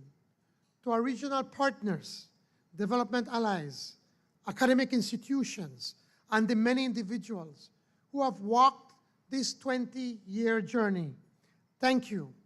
The center's success is your success. And as we look ahead, let us remember the climate crisis is not easing. The urgency is real, but so too is our resolve. Together, let us continue to invest in Caribbean-led solutions. Let us equip our people with the knowledge, tools, and opportunities to lead. And let us ensure that the next 20 years of the 5 Cs are even more impactful than the last. Congratulations once again on this important anniversary. Belize is proud to stand with you. Let us enjoy the meal and let us enjoy the company. Thank you and enjoy the rest of this evening.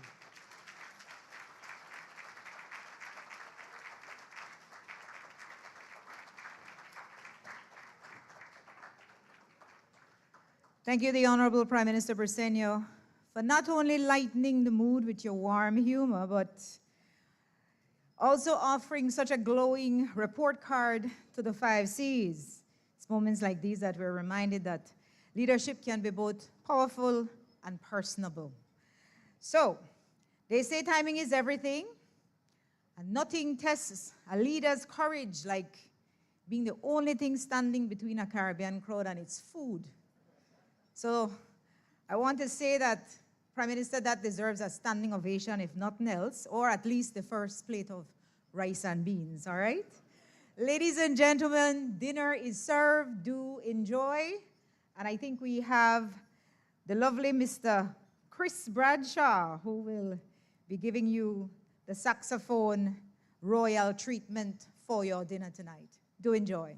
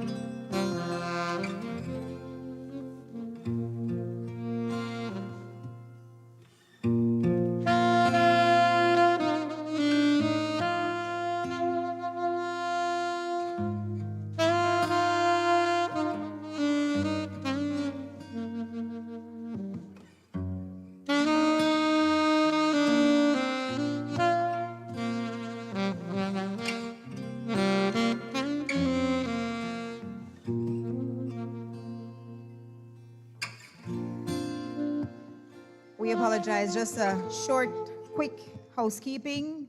The waiters are going to be serving tables 1 through 5.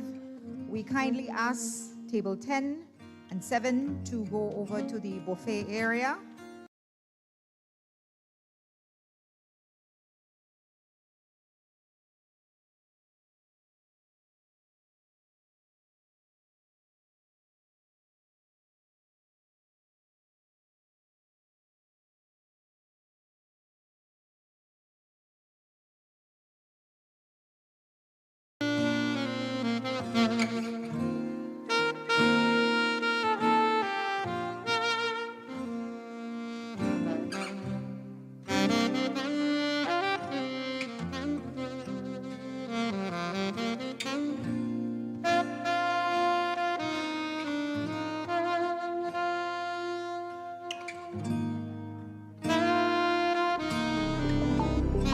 For the past 20 years, we have made strides in building resilience for the region in the face of climate change. We have grown and evolved, and it is time our look reflected it.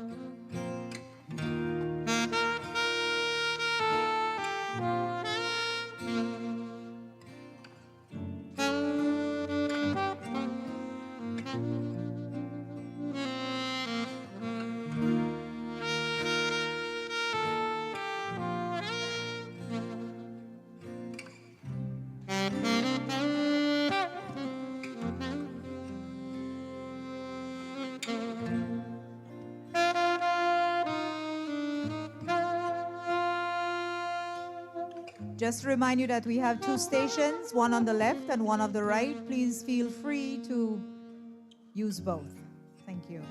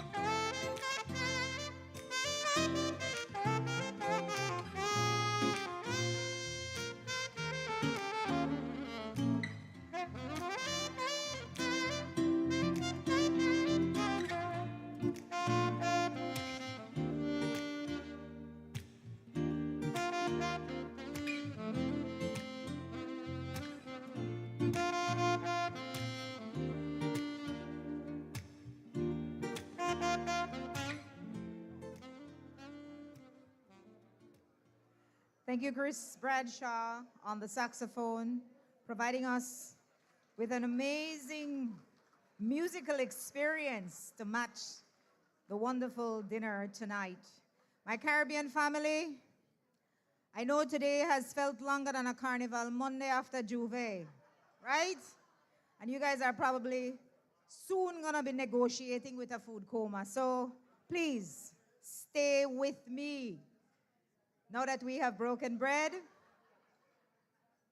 I wanna say it's time to shine a light on those who've gone above and beyond and doing the hard work long before climate action was trending.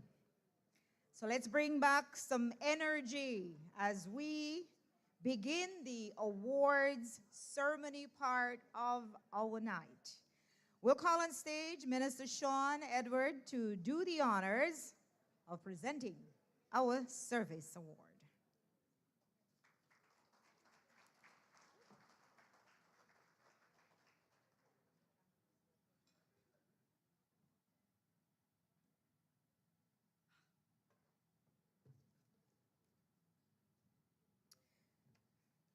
So the Service Award is dedicated to individuals whose exceptional service and dedication have been vital to the strategic and operational success and day-to-day running of the 5 Cs.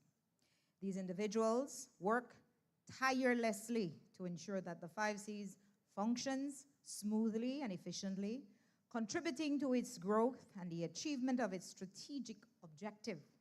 Their commitment and hard work are the backbone of the center's continued success in leading the Caribbean response to climate change. And of course, among our recipients tonight, they are long-serving staff of the 5 Cs.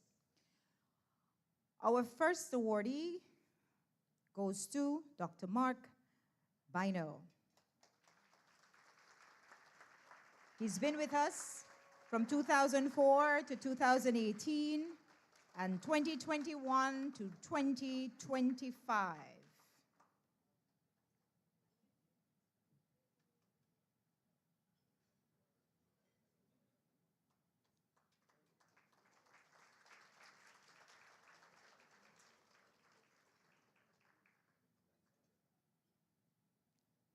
Congrats. Our second recipient, Marion Loteef, has been with us from 2005 to 2025. Yes. Oh, she stepped out. Oh, wow. Calling Marion. Okay, we'll move on until she gets back. Our third recipient is Earl Green, giving us from 2009 to 2025.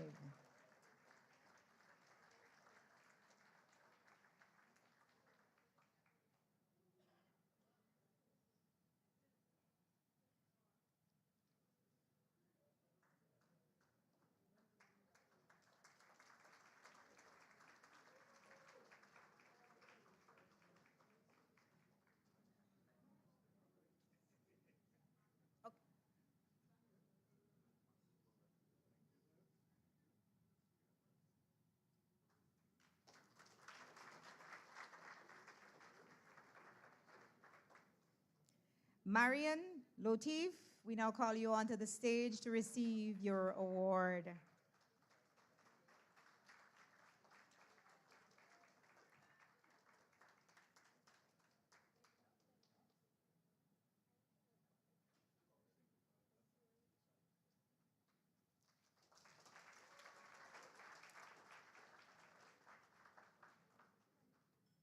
Our fourth recipient for the Service Award is Ethelyn Valladares. Ethelyn has served from 2004 to 2025.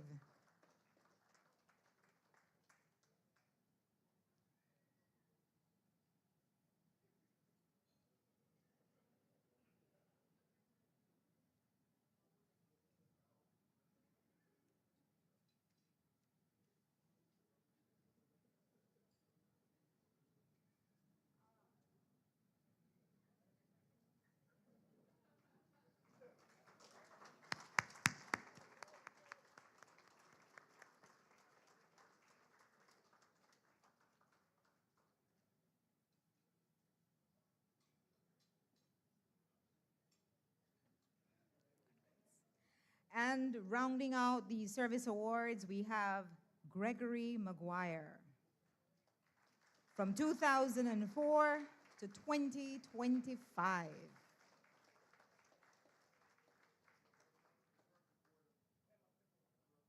And also a member of the board. Longest serving board member, Mr. Gregory Maguire. Can we give him a round of applause?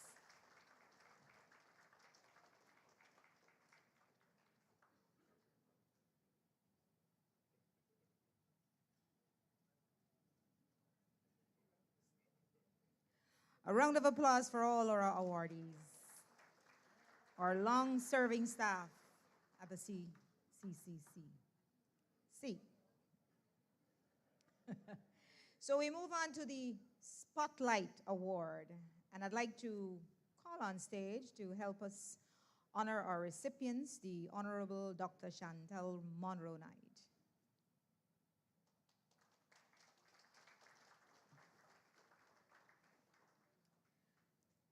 The that is the Spotlight Awards. This award celebrates individuals who have contributed outstanding efforts to growth and success of the 5 Cs.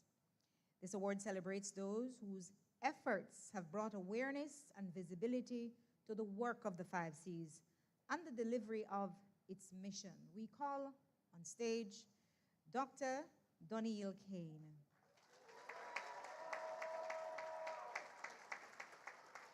In recognition of her achievements in mobilizing climate finance on behalf of CARICOM member states.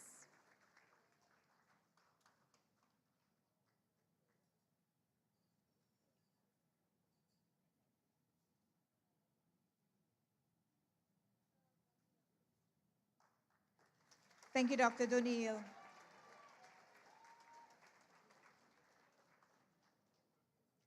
Our next Spotlight Award goes to Cheryl Dixon.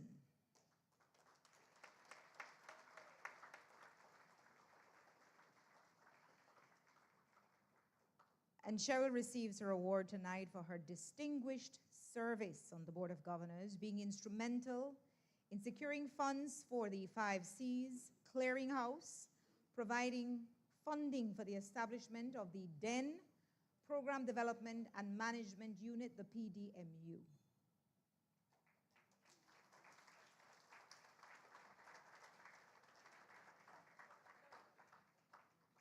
Congratulations, Cheryl. We now call on stage Dr. Laura Canuto for her extraordinary support given to the 5 Cs.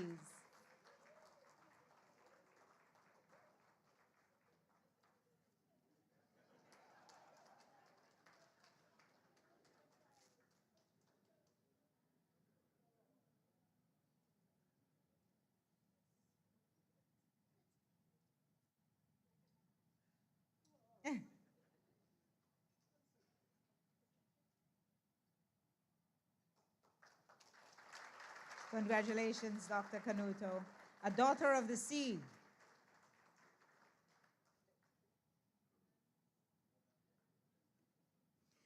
Let's give a round of applause for all our Spotlight Award winners tonight. Thank you, Honorable Dr. Chantal Monroe Knight.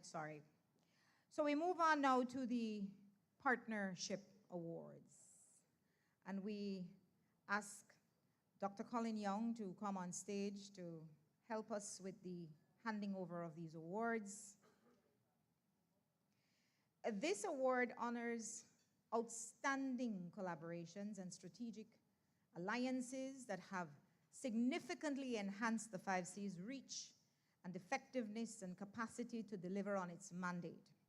It underscores the importance of partnerships among governments, agencies, donors, and stakeholders in fostering regional cooperation and driving sustainable climate action. Our first recipient is the government of Belize, our host country. And we have to make mention of the leader of government business, the Honorable Eamon Courtney, who was the foreign minister at the time of the inception.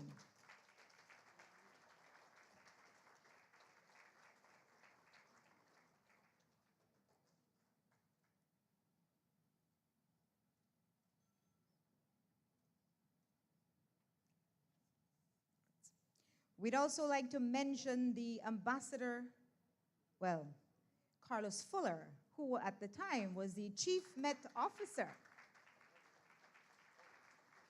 Our very own Carlos Fuller. As well, we'd like to make mention of Cabinet Secretary Stuart Leslie, who at the time was Ambassador Leslie. And that's the award given to our host country, Government of Belize, and all its many players. Thank you so much for all your contribution. The second award is for Caribbean Development Bank, the longest institutional partner who's been extremely supportive. They've provided the initial $50K for the center and staff for 2 years.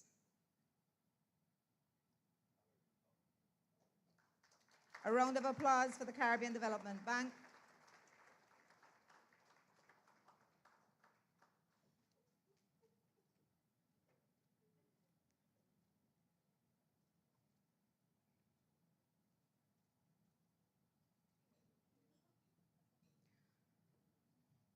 Our third partnership award recipient is the Instituto de Meteorología de Cuba.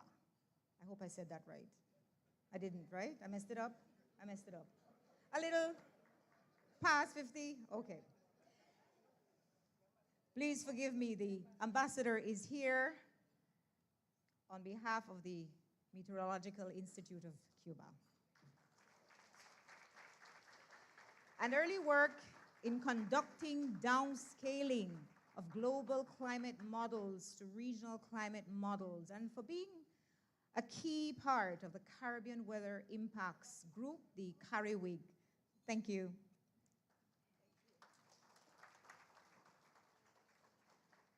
Our fourth recipient is the UWI Climate Modeling Group, MONA.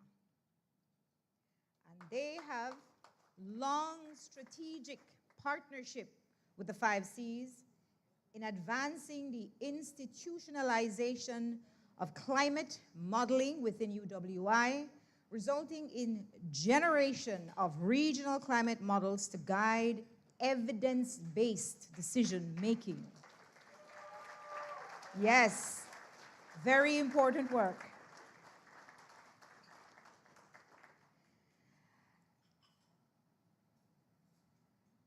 The partnership award goes to Government of Italy.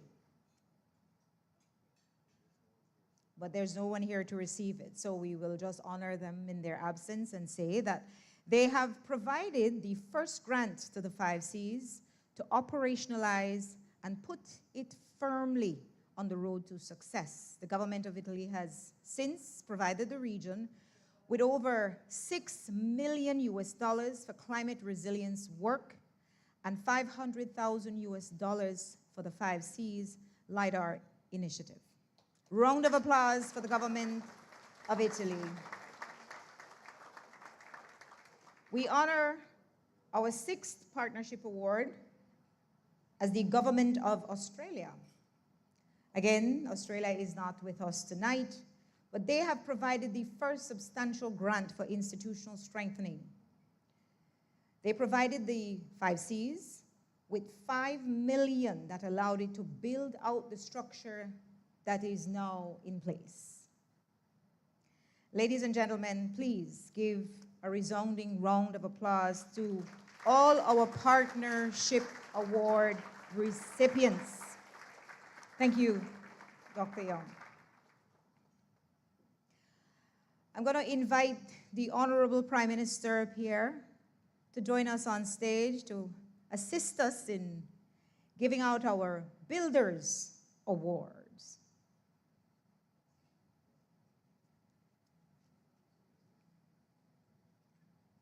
This award is presented to the visionary leaders whose foundational efforts and strategic initiatives have been critical in establishing the Caribbean Community Climate Change Center.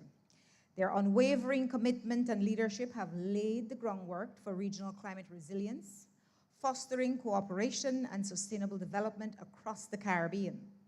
Through their dedication and commitment, they have laid the essential building blocks that support the 5C's mission to coordinate climate change across the Caribbean. Their strategic foresight and tireless commitment has been crucial in shaping an institution that stands as a beacon of resilience and sustainability for the region. Our first recipient is the Honorable Byron Blake, former Assistant General, Secretary General, that is, for CARICOM Secretariat, and the former board member. Is he? There we go.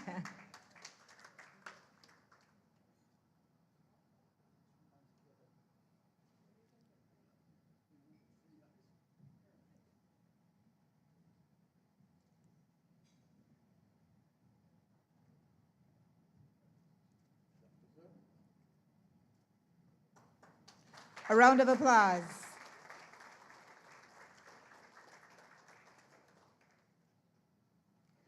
Our second Builders Award for tonight is the Honorable John Briceño, former Minister of Natural Resources with responsibility for the 5Cs and instrumental in providing support for operationalizing the 5Cs.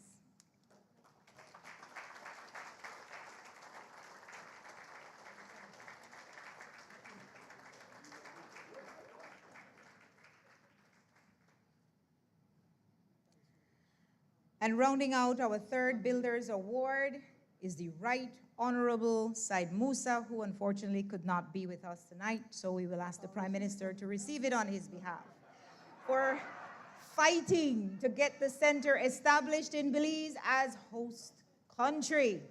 Yes. They say with beauty come purpose, and we accept.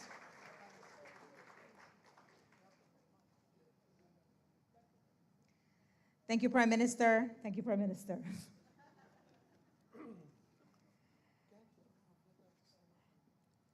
I was about to ask you to please.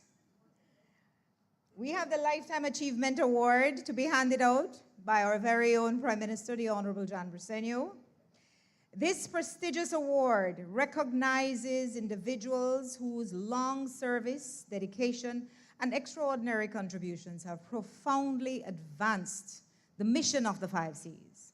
Their leadership, vision, expertise, and consistent commitment over the years have shaped its growth and inspired generations of climate advocates across the region.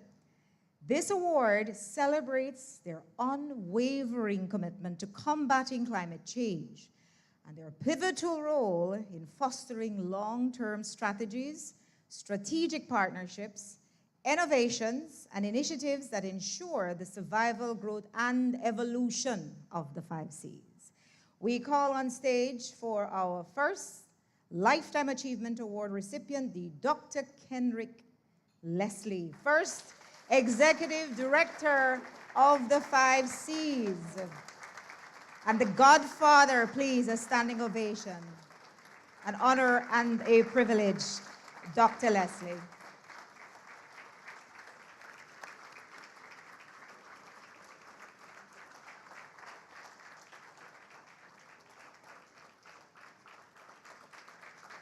He's been a lifetime of visionary leadership and impactful contributions to the advancement of the 5C's mission and to building climate resilience across the Caribbean.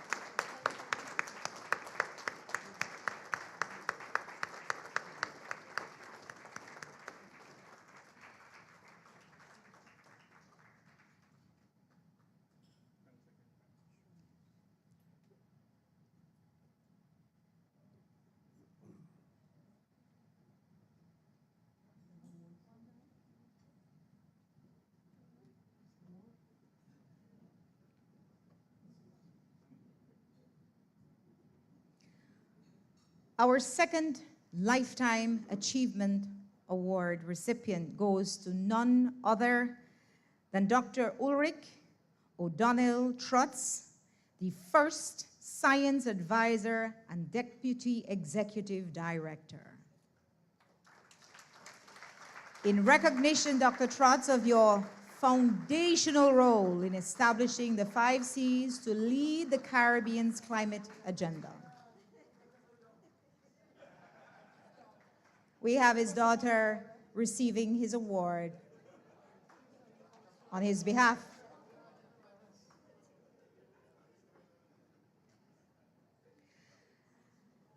And rounding out our third and final Lifetime Achievement Award is the one and only Dr. Leonard Nurse, first chairman of the board. In recognition, Dr. Nurse, for your steadfast partnership and collaborative efforts in advancing the 5 Cs mission to build climate resilience in the Caribbean.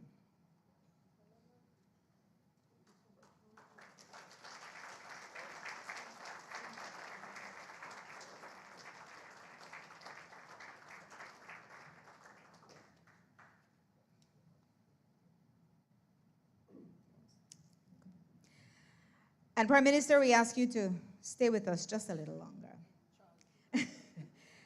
Before we close the award segments of the night, we have one final moment. In a room filled with visionaries, there stands one whose leadership has not only shaped this center, but has helped to anchor the region's climate legacy with quiet strength and unwavering drive. Tonight, the Prime Minister of Belize, the Honorable John Briceño, wishes to personally recognize a son of the soil, our very own Executive Director, Dr. Colin Young, who looks very surprised right now, for his tireless dedication, regional impact, and commanding stewardship of the Caribbean Community Climate Change Center. This special award is more than a token, Dr. Young. It is a symbol of national and regional gratitude.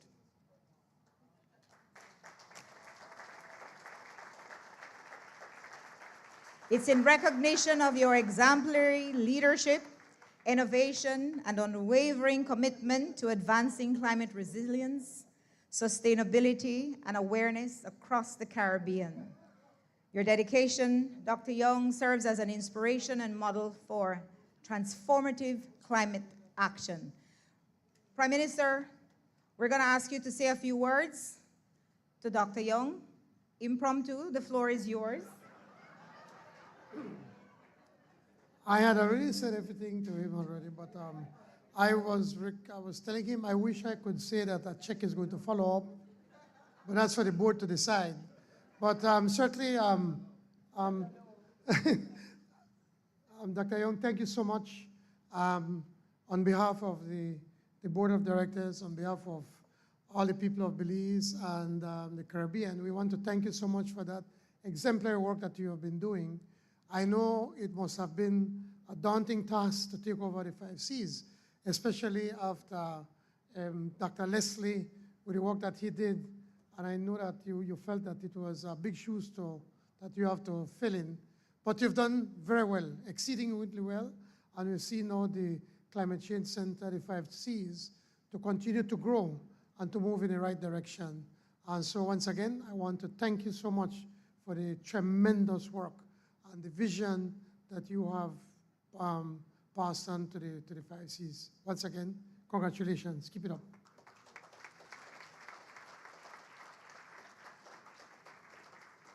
This is an absolute surprise, kept in complete secret.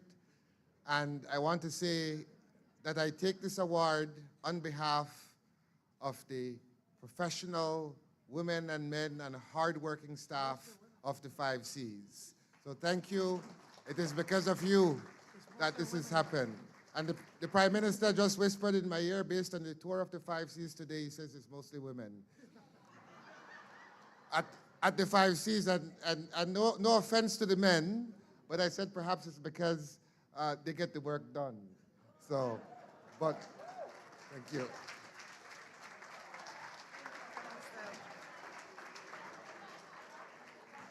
Thank you, Prime Minister, once again. We have completely overworked you for the night.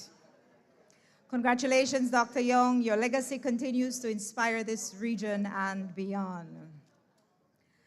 As we just witnessed, the spirit of service and impact runs very deep across the Caribbean family, our Caribbean family. If you've learned something, if you've connected with someone or stayed awake, all right, through the entire event, please clap for yourselves. Ladies and gentlemen, a big congratulations and round of applause to all those hard-working recipients who have been honored tonight. Round of applause, please, for all awardees. We're going to invite Ambassador Byron Blake on stage to give a remark on behalf of the awardees, to offer some words tonight, welcoming a true regional statesman here. Please join me in welcoming Ambassador Byron Blake. Prime Ministers and all honorable persons other than Prime Ministers, good night.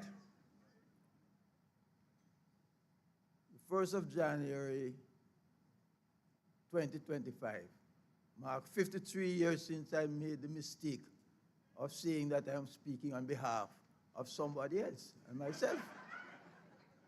I learned immediately that that was a serious error. Now I'm making this error again tonight just because of 5Cs. My respect for 5Cs, so I'm making that risk. But tonight it is even more challenging because how does one speak on behalf of such a diverse, high-level, high-flying group? It's impossible. But I know that all of them would wish me to say, thank you for recognizing the work they have done, many of them in the trenches, and some of them even in the skies and on the seas. So that much they will agree with me on. You make an error when you give Byron Blake a mic in a situation like this. Because outside of congratulations and the thanks on behalf of the group, and congratulating 5Cs for really 25 years of serious work, I have about 3 points I want to make, therefore. One of which flowed from a statement which was made today, which I think the Prime Minister, somebody said, oh yes, the Prime Minister of St. Lucia, that 5Cs should set up an indigenous fund and so forth, and so that it can really bring the region into a position where it doesn't have to go to all these climate conferences begging for funds, and therefore diverting the attention from the real matter which has to be dealt with in climate change. So, Caribbean countries, I want to suggest to you that there are 2 sources of income sustainable that the Caribbean has that it can use for that purpose. The Caribbean has a sea, which is used by a whole set of ships and will continue to be used by a whole set of ships. The Caribbean has airspace, which is used by a whole set of aircraft and will continue to be used by a whole set of aircraft. Right now, we divide ourselves in the air in about 15 different units, so we can't really collect any money. Why don't you think of joining those assets? The assets are already joined, actually. Exploiting those assets in a way that the charges can be put to a fund like was suggested by the Prime Minister of St. Lucia for the Climate Change Center to really have its own resources and the region to have its own resources to move forward. I want to suggest that that is something you want to think about. The second thing which has come across my head as we were thinking and talking about that fund and any other funds. What is the value of funds to invest in climate adaptive activities and so if within 2 or 3 or 25 years they are going to be wiped out? Because the warming is continuing at a pace where I put it to you that 20 years from now, if there's not fundamental reversal, all that we are doing is not in spinning top in mud, because the truth is that all we are going to do is going to be wiped out for a lot of our small islands in the Caribbean and our low-lying coastal states.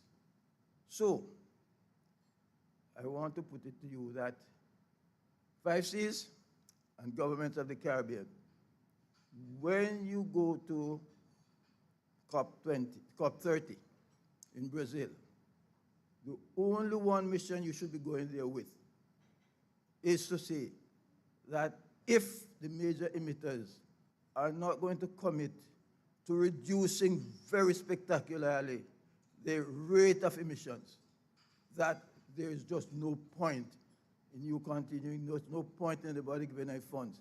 It will make no sense. I want to myself suggest to you that that is something which, as a region, we need to think about and go there united about.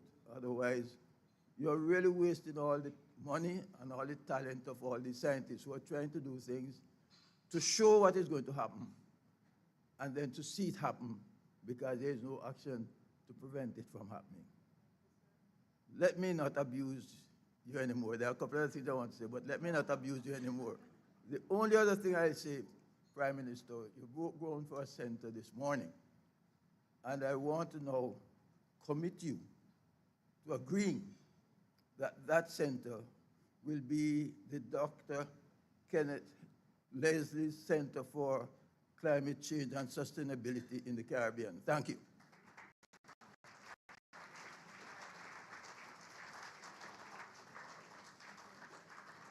Thank you, Ambassador Blake. Ladies and gentlemen, we have a truly special moment this evening.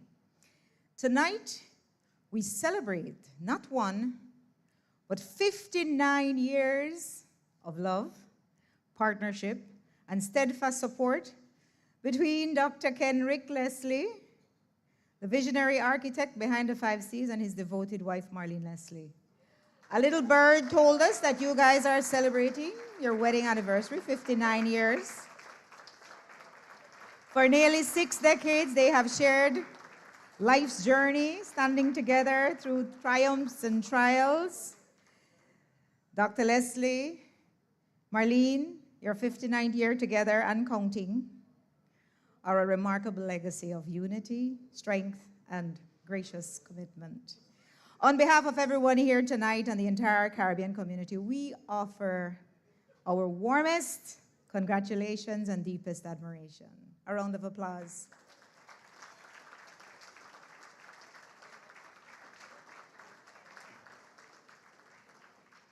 So, every great gathering deserves a closing voice that reminds us why it all mattered. Tonight, that voice belongs to a man who knows how to strike the perfect note between purpose and precision. To offer his final words of appreciation, please welcome the chair of the 5Cs Board of Governors, Mr. Kenrick Williams.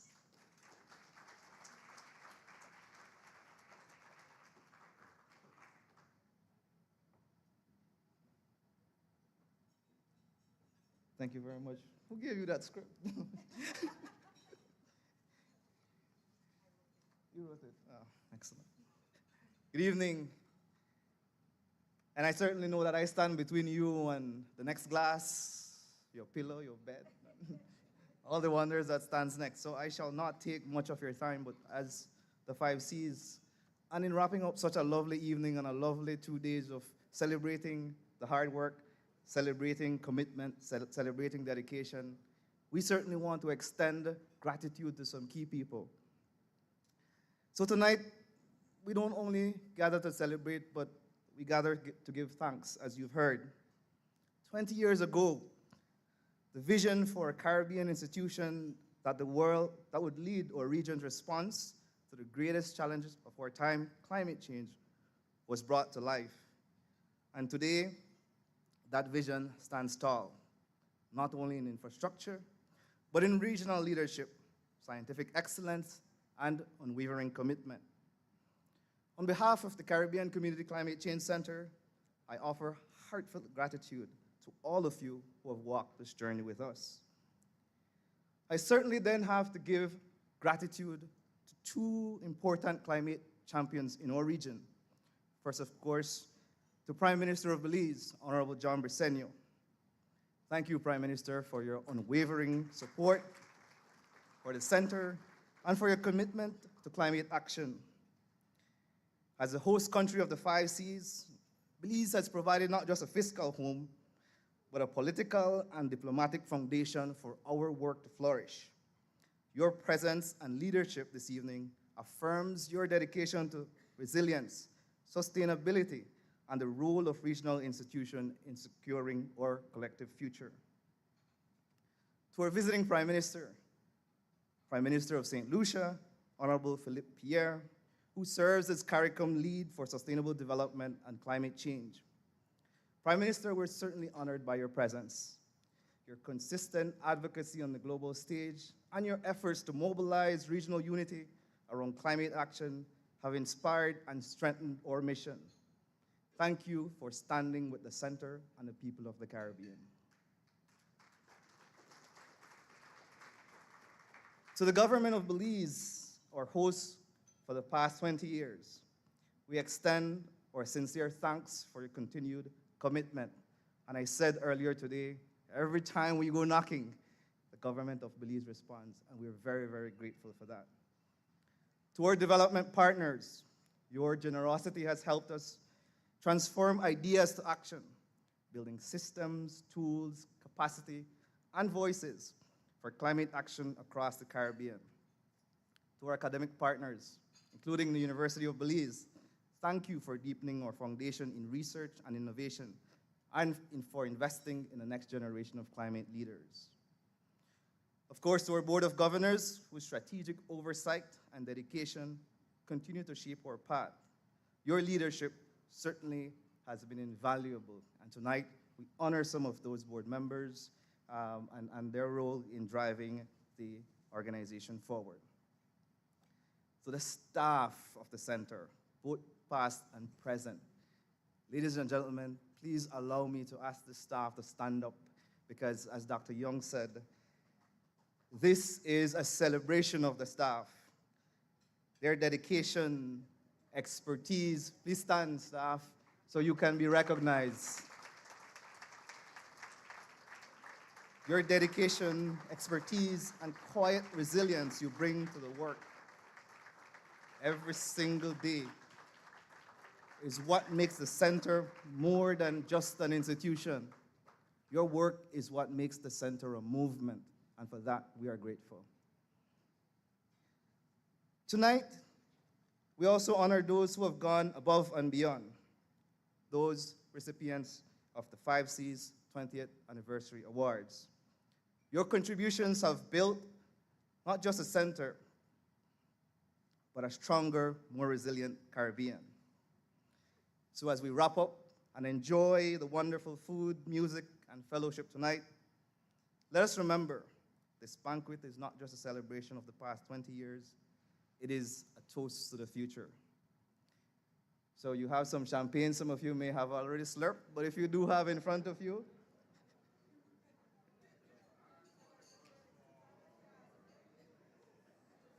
please join me in saying salute to the 5 Cs. Here's the 20 years of building resilience and many more to come. See my glass? Here. Thank you.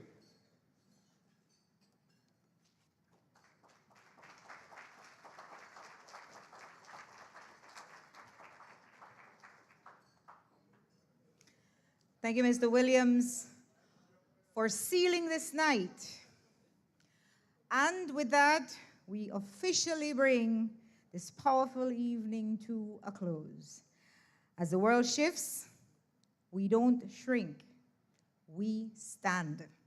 Together, 20 years of the 5 C's means 20 years of proof that small islands can make a massive impact when we lead with wisdom and walk as one.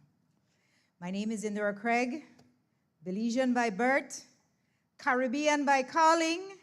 It's been my honor to hold space. Thank you for your presence. Thank you for your purpose. And from here in Belize, we say a good night, and please get home safe. The bar is open at the back. Before you make your way out, enjoy.